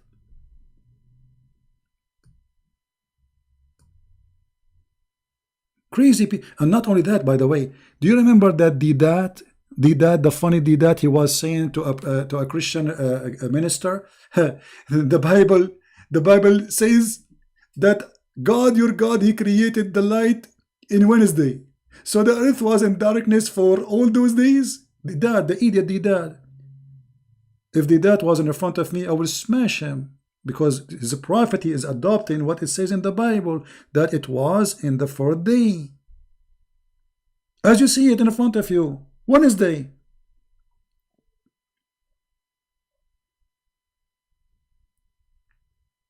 So the potatoes, they make fun of your Bible, but they do not know what is in their book. Muhammadan is the same as a camel. He thinks he is so handsome, his back is straight. Because he don't have a mirror.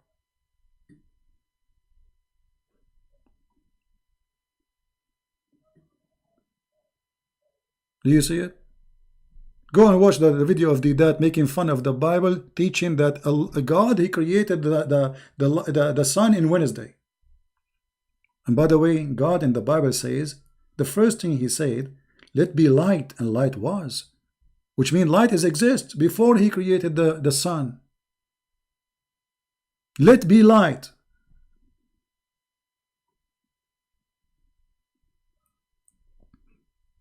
Now, I say to this gentleman, even though he's trying to lie, I invite him to come to Christ and be honest with yourself. Sit alone, read the interpretation of the scholars, read the Quran, be honest. If you are really a real man, you will leave Islam immediately, because I and you saw the proofs so clearly. I understand you are trying to defend your cult, no problem. You feel like you are offended because Islam is stupid, no problem. But why you want to stay stupid? How dare you to stay stupid?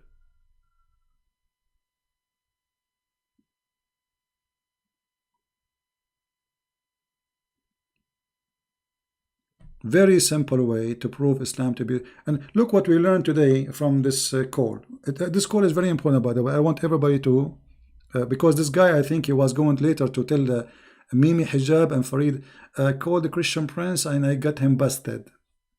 Obviously, you got me busted, big deal. You admit that the Prophet, he received satanic verses, which mean he is a messenger of Shaitan. This is what it means to receive satanic verses. Muhammad is an antenna for satanic verses. Why Jesus did not receive satanic verses and God will take what Shaitan he put in his mouth? Why God did not say Musa's he have satanic verse? Why Muhammad? And what Muhammad said, he was worshipping the three daughters of Allah as he agreed. How a person claiming that he worship one God, but hypocrite, he's a hypocrite man.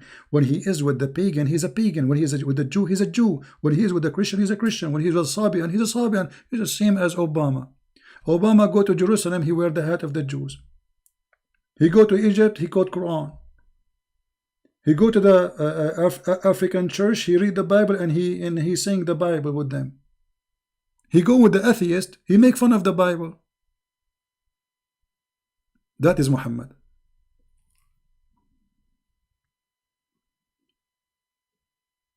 You deleted the video. I raided. What raided mean? Abdul Potato Mahd. What video you raided? What does that mean? Delete the video I raided. What does that mean? All my videos are there. Search for the title. It's in the internet. You are a potato. And here we fry you. Will you delete? I delete all the videos. Don't you see? If I am not deleting my videos, I should have now tens of thousands in my channel. That's why I keep saying, download my videos. And I challenge the Muslims to download my videos and post them in their channels. Let us see how many people will say Christian Prince is lying. Especially this call. This guy, he was,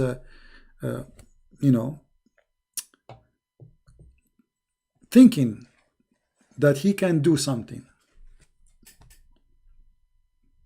And thank you, Lord. He got himself. Let me explain to you.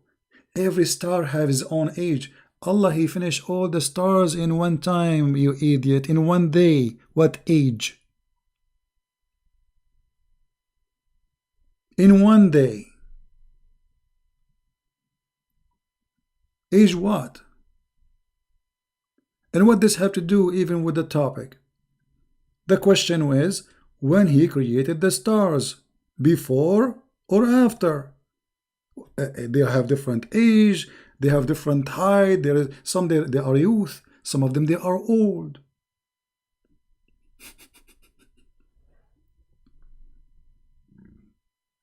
I did not give him a topic, he is the one who chose. You see, it's not me who choose the topic. He's the one who called me. The first one about Muhammad Merciful, he changed the topic. Correct? Satanic verses, he is the one who chose it, not me. None of the topic he spoke of is my choice. It was his choice.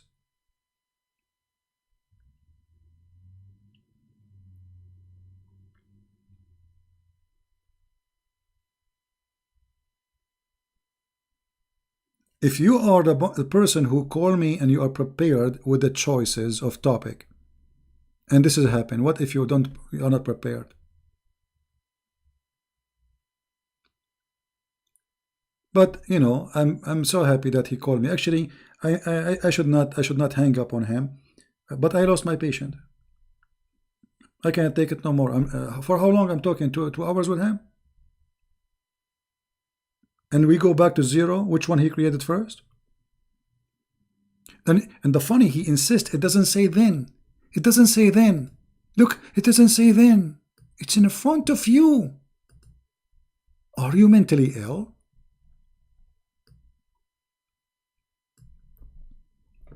Hey, Christian Prince, you're lying. Then I show the interpretation. He don't want to accept the interpretation. Obviously, we know who's lying. Then he completed. So it was not completed. So what happened then? What happened? How he completed? He finished them. He made them 7. So there was no 7 heaven. There was only a smoke. So he made 7 heaven. And then what he did after that, because you made the stars inside the 7 heavens, but yet there's no 7 heavens. I asked him here, when the sky was a smoke, there was a stars. He said, yes.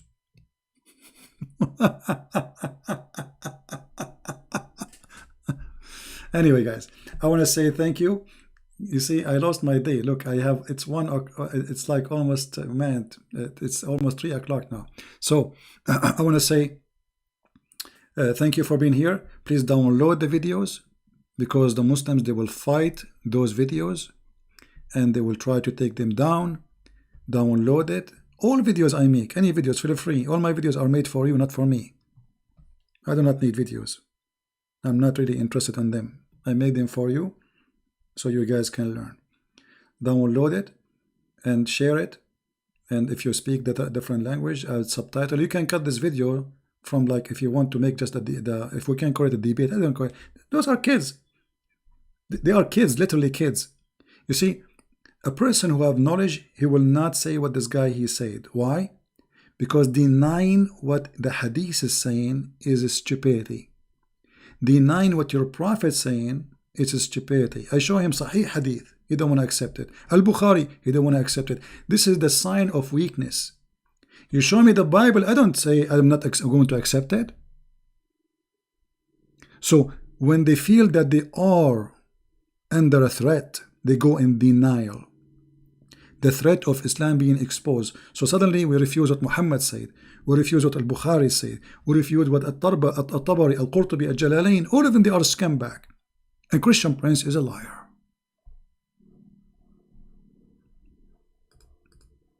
Garbage in, garbage out. Thank you guys for being here. May the Lord bless you. I'm losing my voice. And thank God we did not lose the internet. Will be embarrassing if we lose the internet. The guy, he will say, I called Christian Prince and I called the Christian Prince. And you believe it or not, he hang up and he ran away. And he claimed he lost his internet. Honestly, I was afraid because I was losing my internet many times during the broadcast, right?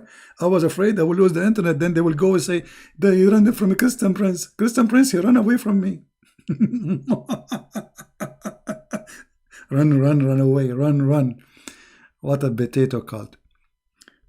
Anyway, thank you guys. Again, Christ is Lord. Islam is false. And it was a wonderful morning to have a cup of coffee with you. And now it's time for lunch. And nobody here is to cook for me. Unbelievable. Okay, I'm going to slaughter an egg again. You know, the fastest, the easiest, and the best friend for a single man. Break an egg. As simple as that. Thank you and see you soon. Take care.